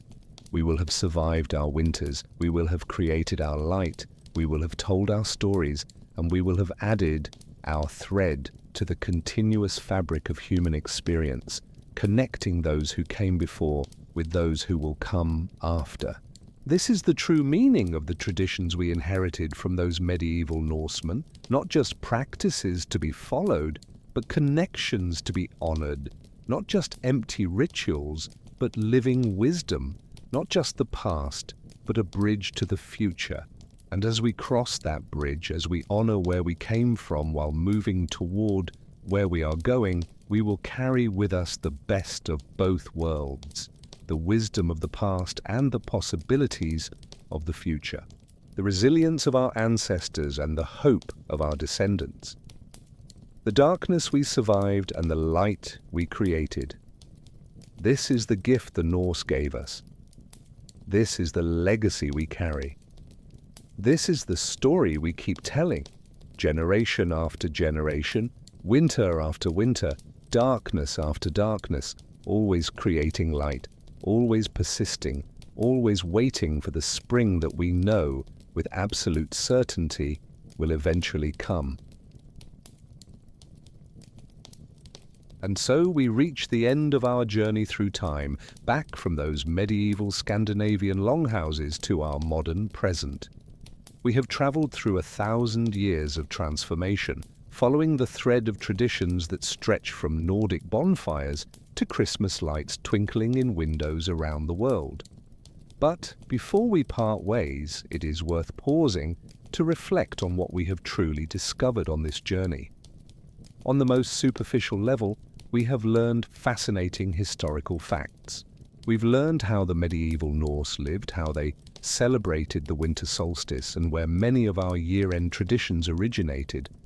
This knowledge is interesting in itself. There is something deeply satisfying about understanding the origins of the practices we follow, seeing the layers of history embedded in seemingly simple rituals. But there is something deeper happening here, something beyond mere historical curiosity. By looking back at these ancestors, by understanding their challenges and how they faced them, and by seeing the continuities between their lives and ours, we gain perspective on our own existence. We live in an age of unprecedented change. Technology transforms our lives every few years. Social norms that seemed fixed a generation ago are in constant flux. The future feels increasingly uncertain, unpredictable, even threatening. It is easy to feel disoriented, disconnected, and without anchors, but when we look back through history, when we see that humans have always faced change and challenge, that they have always found ways to adapt and persist, and that they have always created meaning and community even in difficult circumstances, it gives us something precious. Not simple answers, not easy solutions, but context, perspective. A reminder that we are part of something larger and more lasting than our individual moments of anxiety or confusion. The medieval Norse did not know their traditions would survive for 1,000 years, that people in lands they could never imagine, using technologies that would seem like magic, would still be doing things remarkably similar to what they did. They were just trying to survive, to create meaning, to find joy where they could. But in doing so, by creating practices that resonated with deep human needs, they created something that transcended their specific circumstances. And we, without realizing it, are the heirs of that creation. When we decorate trees, we are not just following a modern commercial trend, we are participating in a practice that dates back to people who saw evergreens as sacred symbols of persistent life. When we exchange gifts, we are not just fulfilling social obligations, we are participating in an ancient practice of strengthening bonds through reciprocity. When we gather with family during the darkest time of the year, we are not just following tradition, we are responding to the same impulses that led the Norse to gather in their longhouses, the need for connection, warmth, and light in the midst of darkness. Understanding this does not make these practices less relevant to our modern world. In fact, it makes them more relevant, because it reveals that they are not arbitrary or superficial. They touch on something fundamental about the human experience, something that remains constant even when everything around us changes.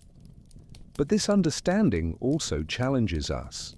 It challenges us to ask, are we honoring these traditions in ways that truly serve their fundamental functions? Or have we allowed them to be emptied of meaning, transformed into empty rituals or commercial exercises? When our year-end celebrations leave us stressed, in debt, and exhausted instead of renewed and connected, something has gone wrong. When we spend more time buying gifts than actually connecting with people, we have missed the point. When our family gatherings are marked by obligation and tension instead of genuine joy and connection, we are failing to honor the spirit of these traditions. The Norse were not perfect. Their celebrations also had tensions, conflicts, and problematic aspects, but they understood the fundamental purpose: to create light in the midst of darkness, to strengthen community, to mark time as meaningful, and to affirm life in the face of death. Perhaps the most valuable gift we can receive from this journey through history is not factual knowledge, but the inspiration to reclaim that purpose, to think intentionally about how we celebrate and why, to make conscious choices about which traditions to keep, which to adapt, and which to create anew, to focus on what truly matters: connection, meaning, and joy, instead of getting lost in superficial aspects. This does not mean rejecting everything modern and trying to live like medieval people.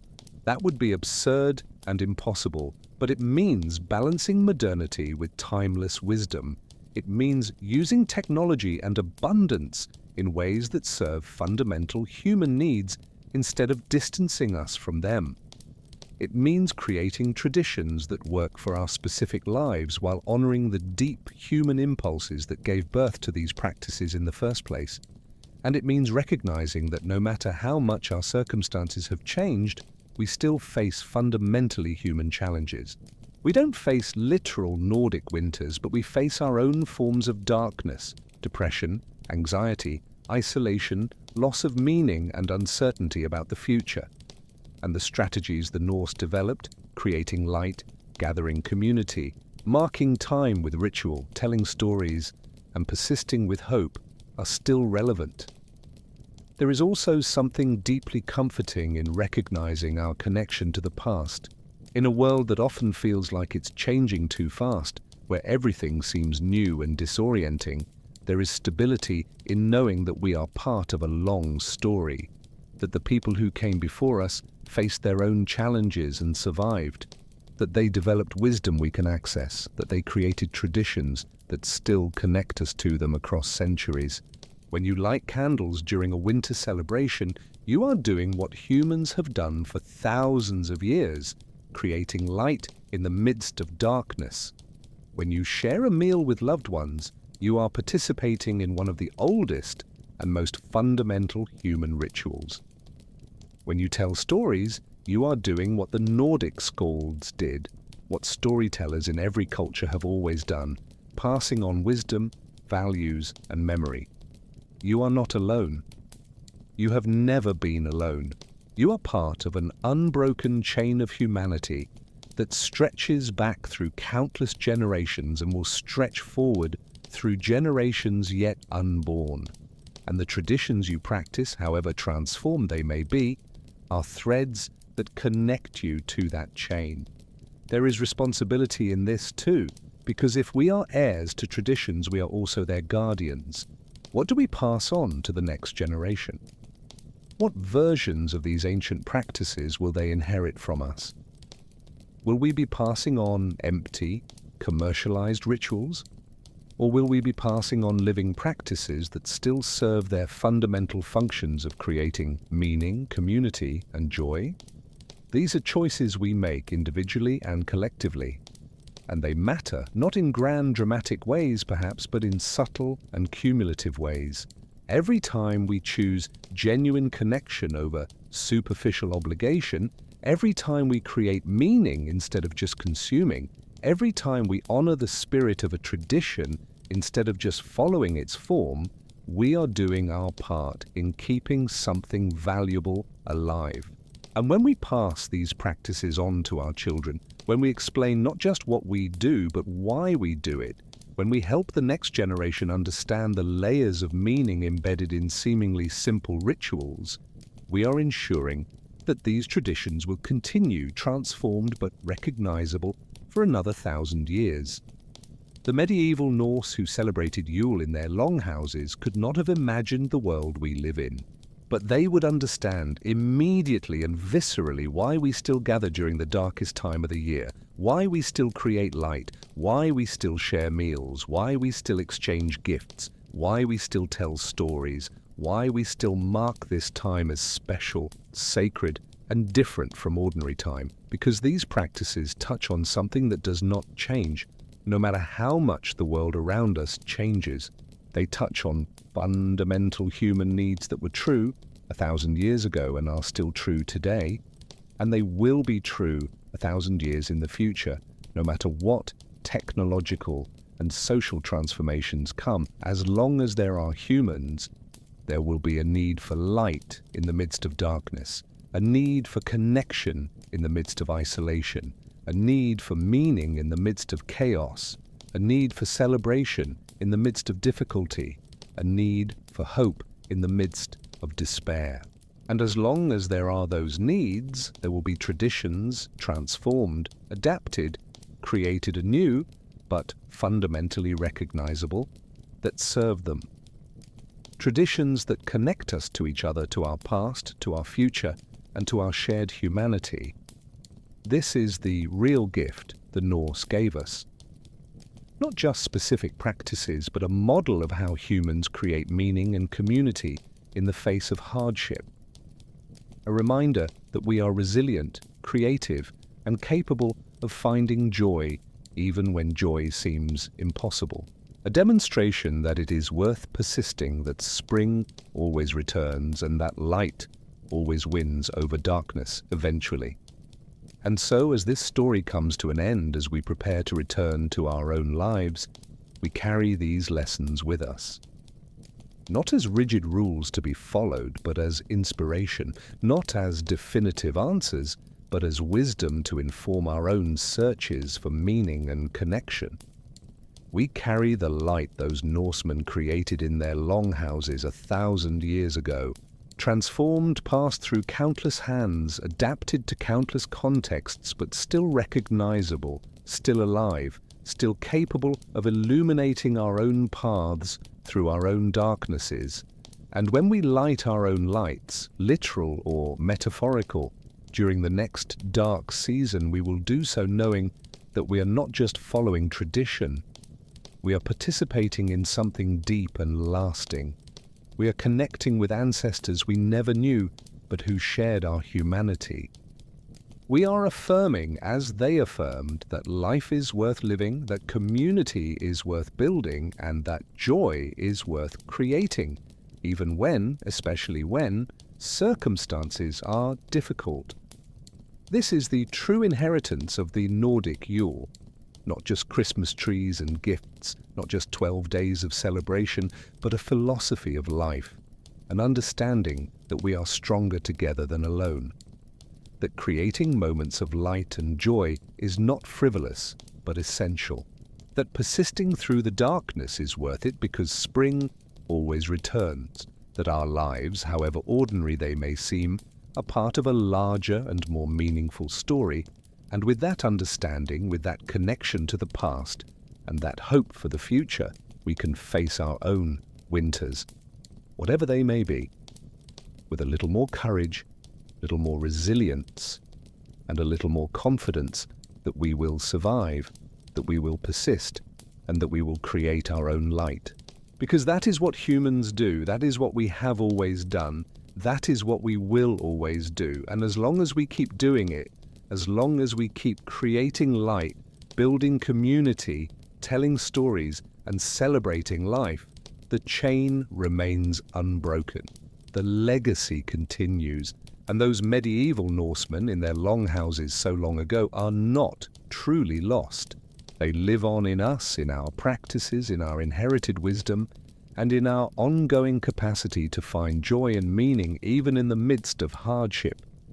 This is the light we carry, this is the story we keep telling, this is the gift we have received, and that we, in turn, will pass on, and it is enough. More than enough. It is all we need to face our own darknesses and create our own springs. The story continues, the cycles continue, the light persists, and we, like those before us, do our part.